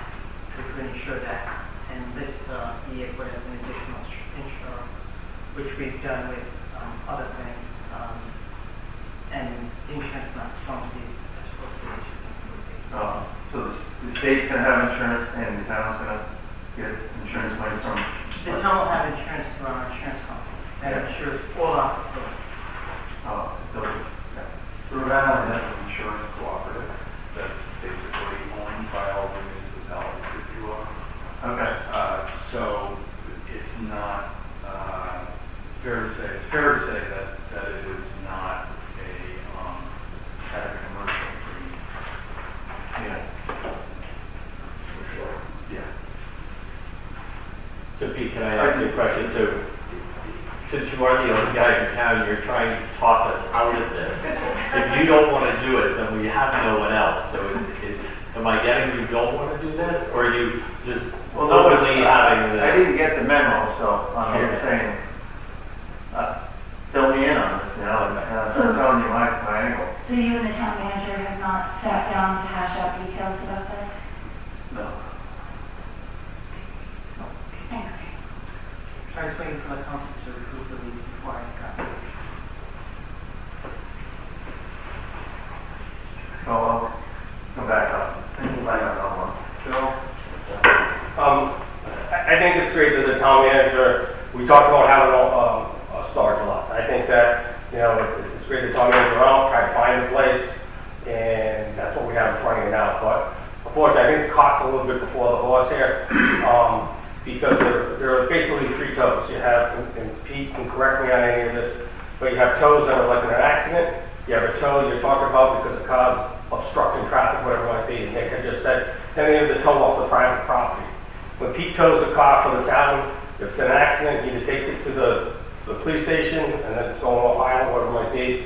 When he takes a car off of private property, I want to go back up. When he has a car that's obstructing, he tows that, he brings it to wherever he brings it, and he can charge storage on that, whether it be, what's it, 20 a day, Pete, something like that? Yes. And so that's what Pete makes it with it also from there. And then the cars get towed because of obstruction of traffic. Pete had told me how many last year at most? Probably less than 10, really, in the middle of the street, And less than 10, so I think, so the number of cars for the town itself, because I'm sure that if this was set up, if Pete if he was getting something out of the tow log storage, which doesn't make sense if you're putting up from that end of it, he's gonna, if he takes a car with the state, he's obviously gonna try to put a place where he's gonna get from that end of it. So I don't throw the baby out with the bathwater, but I think to sign this, to go into an agreement, because don't forget, it's on 900, I don't know, there's no access right now. You're gonna have to make a road type thing in with gravel and so forth. So I think to enter into that, I think it might be a little bit premature, and perhaps it would be best to make sure it's lined up, and believe me, what people like us for you to sell a piece of property, that's probably not going to happen. But I think those talks should probably go on before you commit to that amount of money. Because also, if the majority is on private property, which certainly, I'd love if you had it up there, but it's just taxpayers carry that. I wasn't viewing it honestly as a tow lot for interstate navigation. I was viewing it as a tow lot for illegally parked cars. Right, but legally parked cars are cheap, depending on that. If a car is just because it's illegally parked doesn't mean that you tow. Oh, I- It's 2 hours. No. So I think we gotta look at how many of those we actually have that like illegally parked because of obstructing traffic, or whatever it might be. And according to what Pete's done before, and maybe there would be more if there was a tow lot, but if you're talking 10 cars, there's a lot from that end. But I think that more information would be good to have that meeting, and then, before we commit to those type of funds. Yeah, and I like the idea of the tow lot, and then part of the parking, we kicked around, when is too much unpaid parking tickets, blah, blah, does that go to a tow?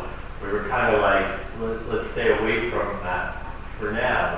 However, maybe that work needs to be identified as other opportunities to tow, because I do agree, if people know there's a risk to be towed, you're gonna change behavior. So, but at the same time, if we only have 10 a year in the current situation, maybe we look at ordinance change around whatever to generate more. I'm not trying to create penalties to get people there, but it definitely would change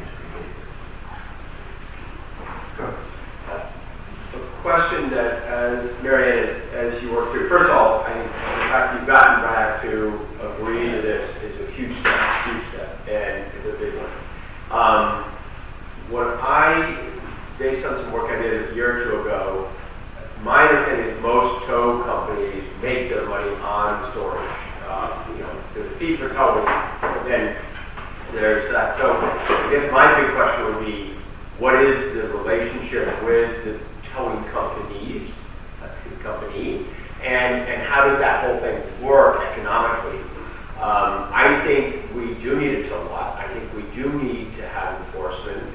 I understand Bill's point is, they've got tickets, and that's going to be the primary, but at a certain point, we need a place to tow cars. And that can't be a residence or something like that.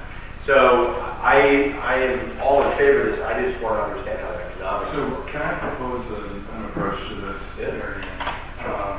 You want to go back to RIAC and talk price. We also need to have a buttoned up process, whether it's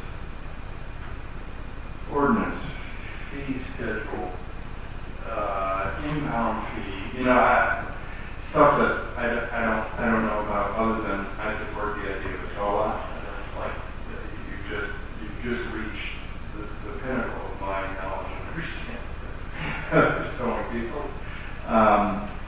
So could you suss out RIAC's appetite? Give us a sense of how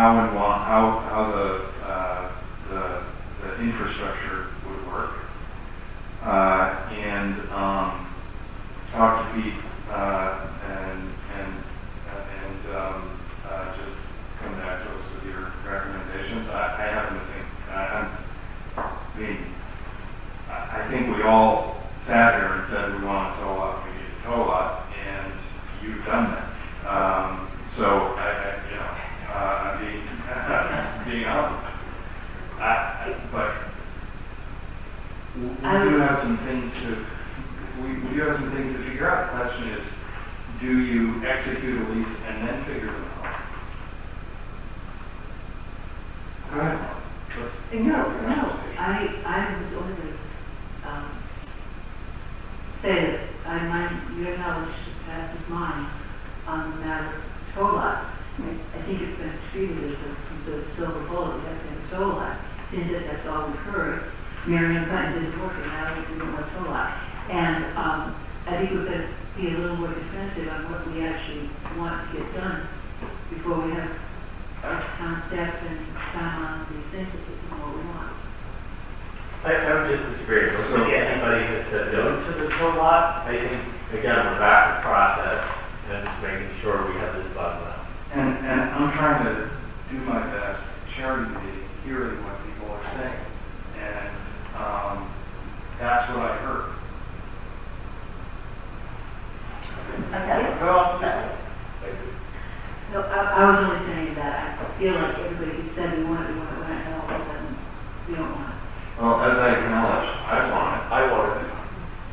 I wasn't talking about the table, I was talking Oh, about somebody else. No, I think we've definitely said we want one, but once the details are hashed out, it'll become more apparent whether this is the correct lot. Right? Maybe we have to pass on this option and find a different option, right? But maybe not. But I won't think I will know until, as Keith is saying, the details are hashed out. And then one other comment, so that, I think the airport falls in residential A. So the zoning, like the zoning, right, involved. Okay. I guess this was an answer to 2.5 years of comma, but we don't have a toll on it. Yes. That was my question. Yes. And go ahead, David. David Lewis, Goodman's Road. One thing I haven't heard definitively said by council, and if I was sitting in the town manager's chair, which I'm happier that it's her than me, but I would feel that I haven't received inadequate guidance about whether your expectation is to make this cost neutral to the town, or whether it's practical to expect that we're gonna have to pay something to invoke the threat of having the car. So- Bearing in mind, if the threat in fact is successful at a reasonable cost, that meets the goal, because the goal is for diminishing returns on the river. That's very well put, David. Thank you. And my own opinion of this, and again, I have to listen, my own opinion of this is what I said earlier, and that is that I would press on because I think there's value in having a total lot. But there are details to be worked out. The question is whether the votes are there to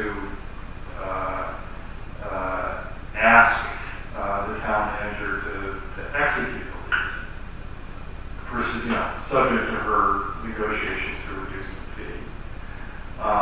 And then, or on a parallel track, have the conversations that we talked about, because there are some practical things here. How do you do an inbound fee? Is that done just by an update of our standard fee schedule? Is that done by ordinance? Similarly, is our quotes ability or authority to tow vested in the Rhode Island general statutes governing general municipal police powers, or do we have to promulgate a regulation, an ordinance around it? I don't know the answer to those questions. Agreed. So I don't know whether that constitutes sufficient direction, but what I'm hearing at the table is that there is a desire for this idea. There's support for the idea, but a desire to have it more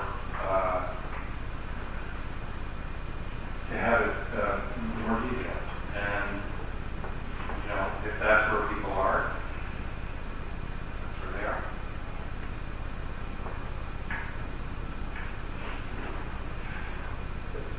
Is that where you are? Okay.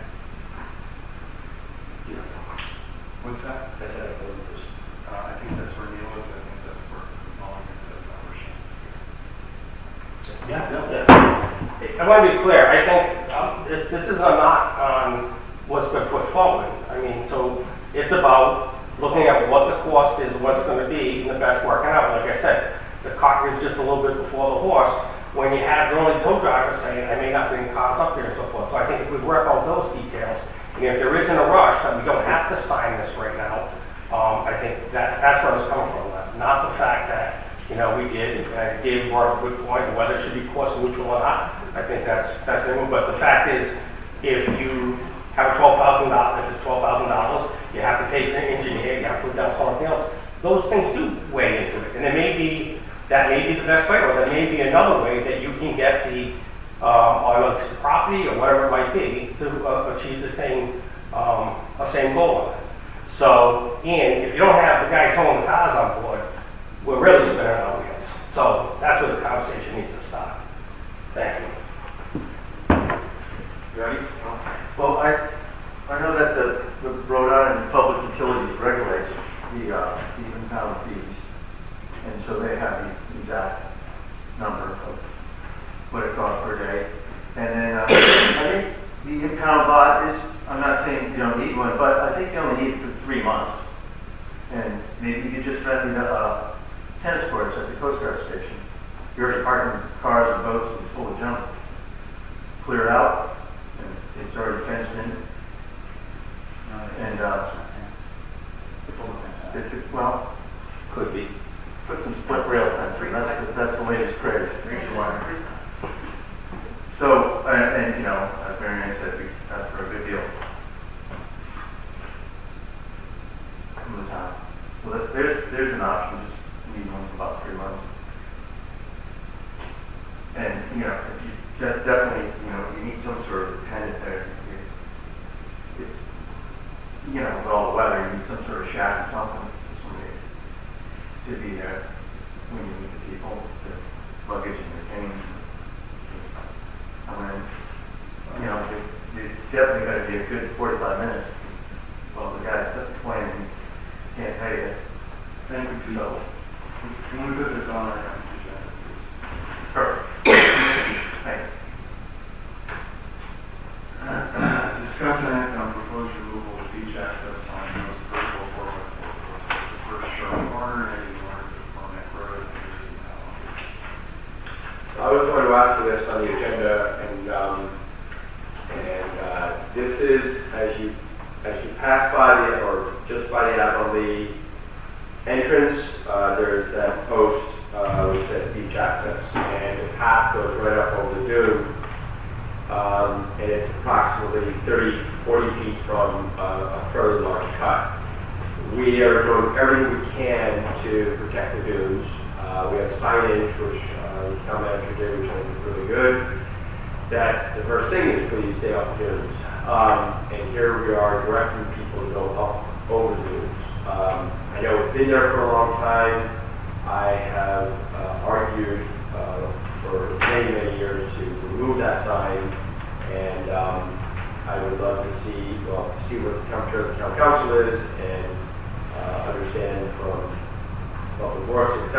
I would love to see that sign gone and actually follow our goals of staying off the dunes by not having people go on dunes.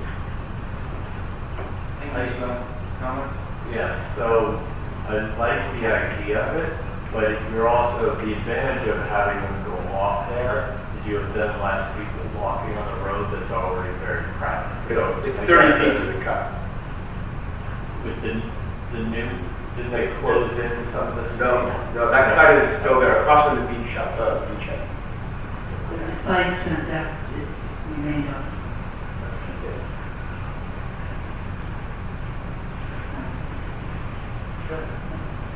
Mike. Michael Shea. Couple corrections. This is 6x6 post, not 4x4. It is 210 feet to the north of that. The accurate is not 20. A little history on the paths and protection of the dunes I can give you. Back in the year 2000, give or take a year, I was approached by Tony Lemoyne, who was at the time the assistant to the town manager, and she asked me if I would get involved with a group that she was putting together to protect the dunes and paths. At that time, the problem was there was numerous paths throughout the dunes, and they wanted to eliminate many of them. So, I'm just going to read a little history of what happened there. Back in 2000, the group was formed called the Beach Dune Committee. It consisted of myself, John McConnell, Tony Lemoyne, Bill and Martin Wilson, and a couple of others that I don't recall. Our role at the time was to address the concerns of citizens with activity in the dunes and the number of paths in the dunes, and come up with ideas to correct those issues.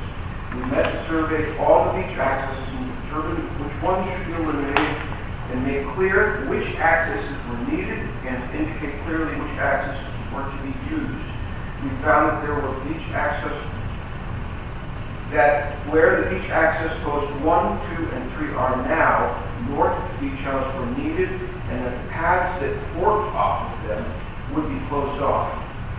We determined that the north and south parking lots of the beach house had a total of 6 paths, 3 in each lot. 4 of those paths were eliminated to what it is now. Beach Beach was an easy decision to keep its access because of its active use. The access that is in question was one of 4 paths between the Yellow Kittens and the Gapway across from the Beachhead Restaurant. A 254-foot span with 4 paths. It was obvious to us to keep the one access and make it clear that this is the path to use. 3 of the 4 paths were eliminated. This path is the most heavily used path along the entire stretch of Core Neck Road, day and night. This path attracts walkers late into the night and patrons leaving the various establishments in the area to walk the beach. I know that because the amount of trash that we pick up there every morning. Between the Gapway and the Surf Hotel, we pick up more trash than we do the entire rest of the beach. This path attracts late night establishments. People walking from town with their beach gear arrive at the first access and use it. They don't and will not walk another 250 feet to the Gapway. After our findings, this is when we designated the 5 beach access posts were installed along the bike racks and also the dune posts, ropes, and signage on the beach side of the dunes were installed. I strongly suggest that you do not remove the beach access at the most southern end of Hornet Road. Over 20 years ago, we corrected a problem that was occurring in that area, and I don't want to go back to that time. And I'll end it with, I find it interesting that in the state of Rhode Island, and probably every shoreline community in Rhode Island are struggling to keep their public access open, and we are considering on closing one of our busiest ones.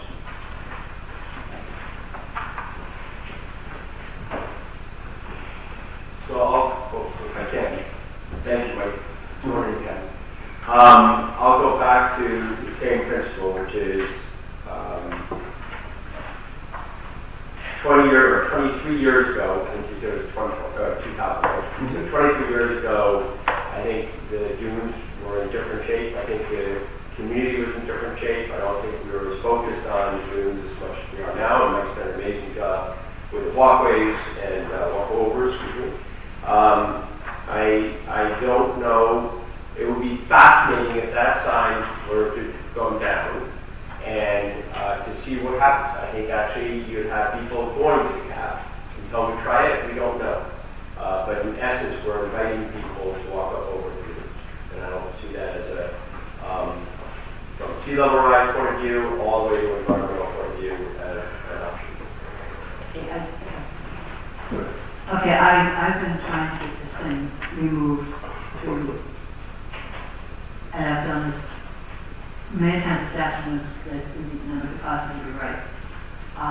6 either full-time or interim town managers. My issue is not that there's any degradation to the dune. That was a flat, nearly flat path between very low dunes when I was a kid. Clearly, it's built up. I think it's absolutely the wrong message that we send, particularly now that we have all the walkovers. And if we don't want to take the sign down, there's those things becoming overgrown. And honestly, I looked at that thing for years and years and years. And one day I'm pulling out of where we probably know we should be allowed to do pulling out of the gas station, turning left on Core Neck Road. And I noticed, I never even thought about it, but oh Lord in heaven. We all do is tell people that's one of the dudes. And why don't we instead of, like, can we just put a sign on it that says beach access, instead of saying no beach access, we say beach access so many feet however many feet it is, you guys can find that one out. And put an arrow and see what happens. I think people would rather just walk onto the beach and climb over the dune. They're carrying stuff if they know it's that close. An awful lot of people probably don't realize how close it is. That's Well, prior to that sign there, we saw what happened. They didn't use the gasway. They created more paths. And many of those paths are created at nighttime. But a lot of those simply closed. And I know, like, you know where the market used to be. You can't even tell where it used to be. That used to be, the whole thing was practically around from the avenue north until, I have no idea what the doing started, the pulling there. I just disagree. I know. You've got to think crowd mentality. They come over on the boat, they want to get on that beach, and they're going to get on the beach as soon as they can. They're not going to walk up 250 feet to the gas. They never have. They never will. They don't know it's there. We did it before. Even Before the the sign sun. saying, go to the flat gap, flat beach access, which is why I didn't want to close the gap. That is the only emergency access to that I section. know, I did not want to close it, I know that. Kim?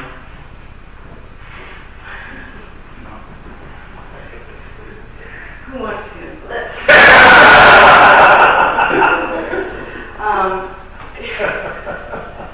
With all due respect, you did great work 23 years ago narrowing those down. But times do change, people change.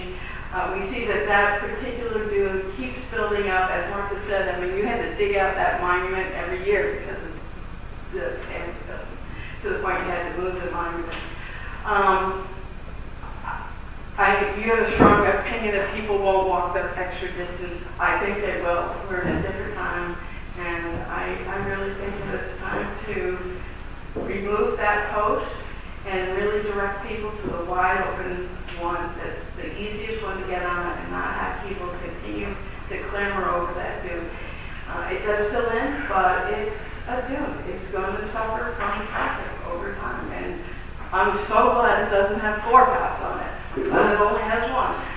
I'm not convinced in this day and age, 20 years later, that it will have 4. I think we can do the job to make people to leave that one little tiny path and go the 230 feet down the road, which is not that far, which is visible very shortly after we leave that spot, and go on to the wide beach where it's flat and you're not trying to drag your bike and your baby carriage and your toys up over that dune. So I think the time has come to do it.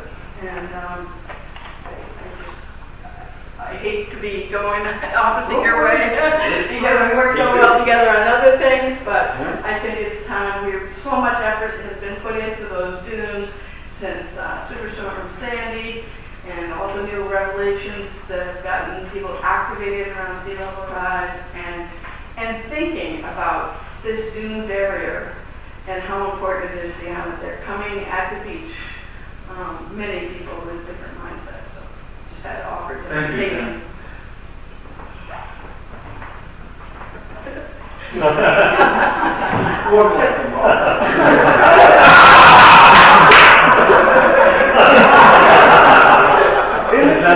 opinion. In the 22 years, Kim said, I think a lot of things have changed. And one of it, the major one, is the number of people that come here. So just as a point of fact, the stairs that are now across from the National are new in that 23 years. So I agree with you always about trying to improve beach access, but my goal would be to help the youth. So I don't want to go against Mike either, but you and I have had this discussion before, so that's not good. Another point.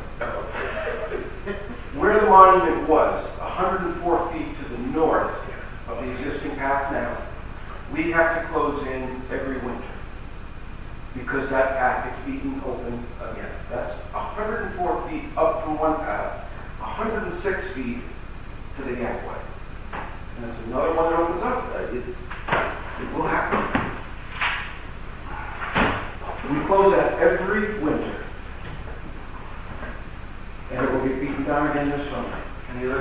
on this? I guess when I say again, I would be very happy with just putting a sign on it this year. Directing them to be, unlike, I can see it on the map. Once it gets covered up with sand, it's gone.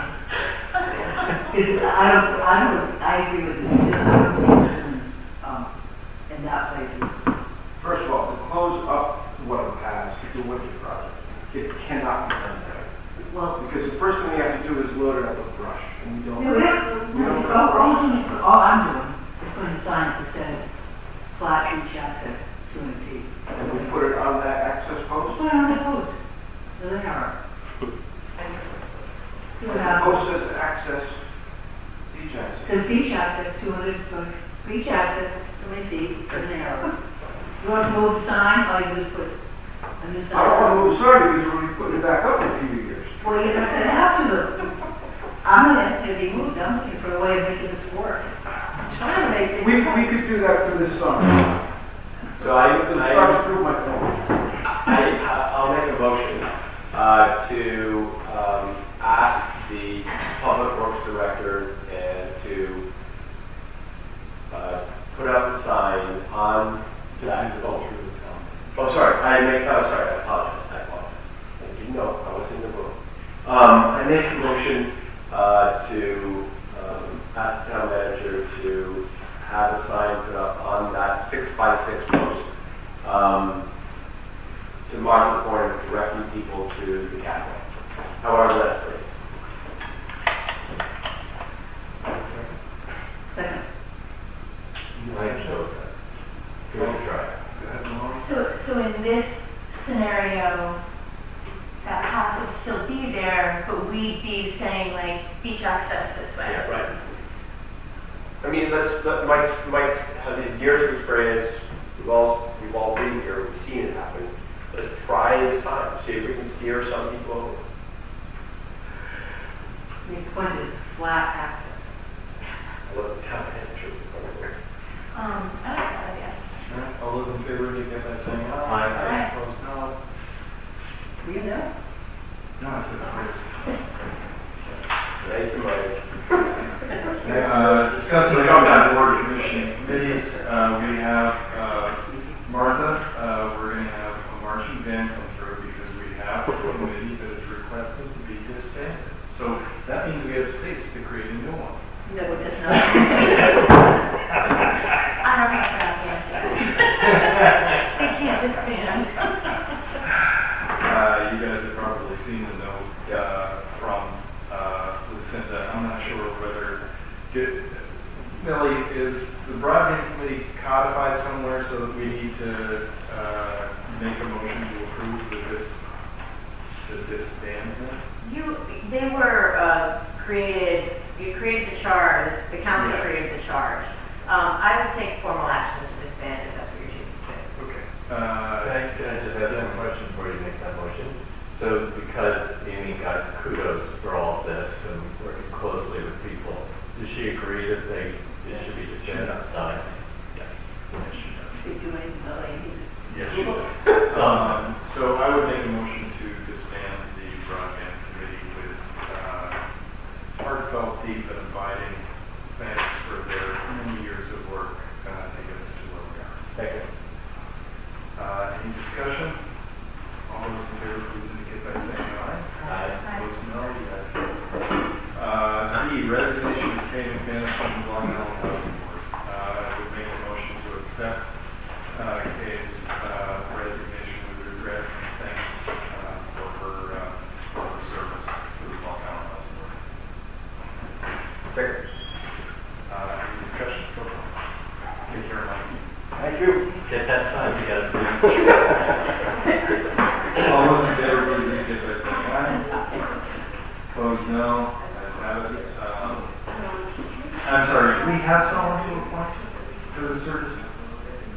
We do not have any letters Okay. for service. So I'm making an announcement that we have an open.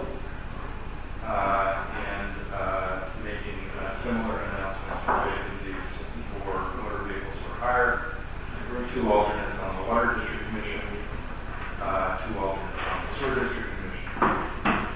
The housing board. And the housing board, we should have a line out the door.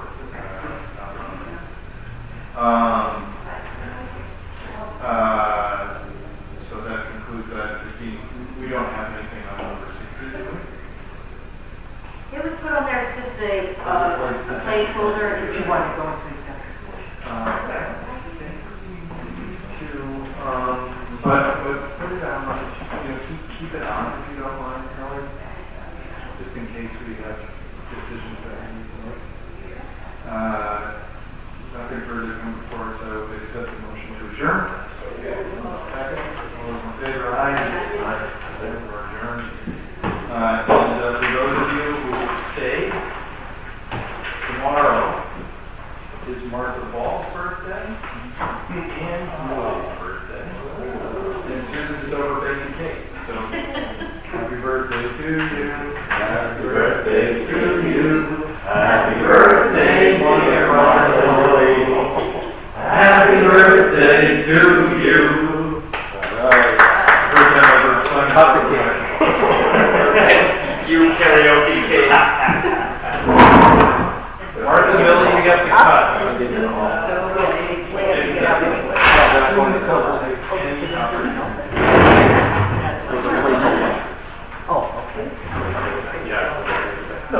Take some home, please. You're going to get Deal. So I reached out to the question that I left drop. You're really good at this. Smoke marijuana in the carousel. Okay, I thought. Private space, it's private Oh land. my God. It's private land, but in public space, good luck on that. Oh, yeah, listen.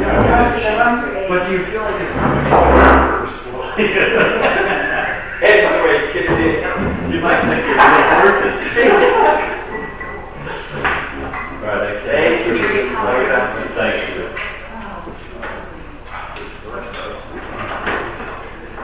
Happy birthday. Happy birthday, Kelly. Thank you. We should get the Nolan Dunes people back in here for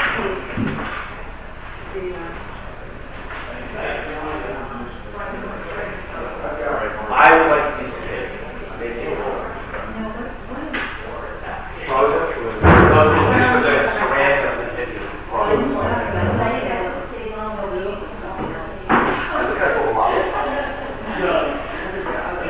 They were.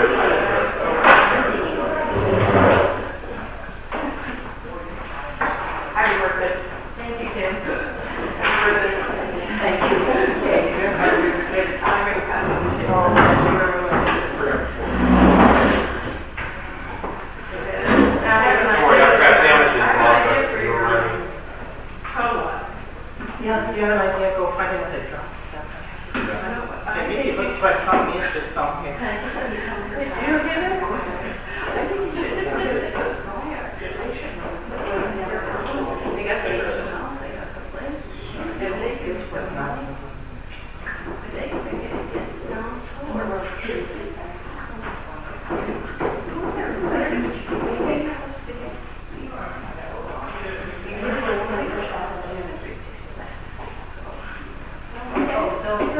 Mike's and I have been every year.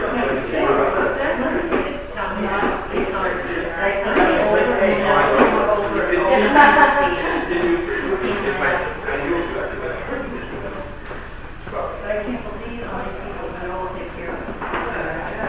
Almost as many people have said that in October. Yeah, what the hell is that?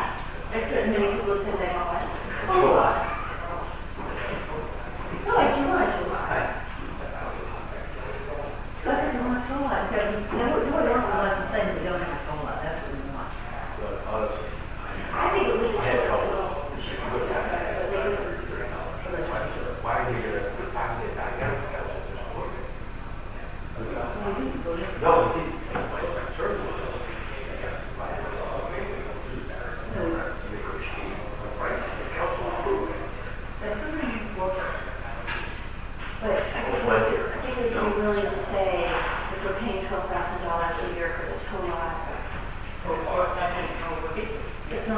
can't, yeah, it's like a, I don't think I've ever been out. no, and that's just, but I think we have to like acknowledge that. This to me is all about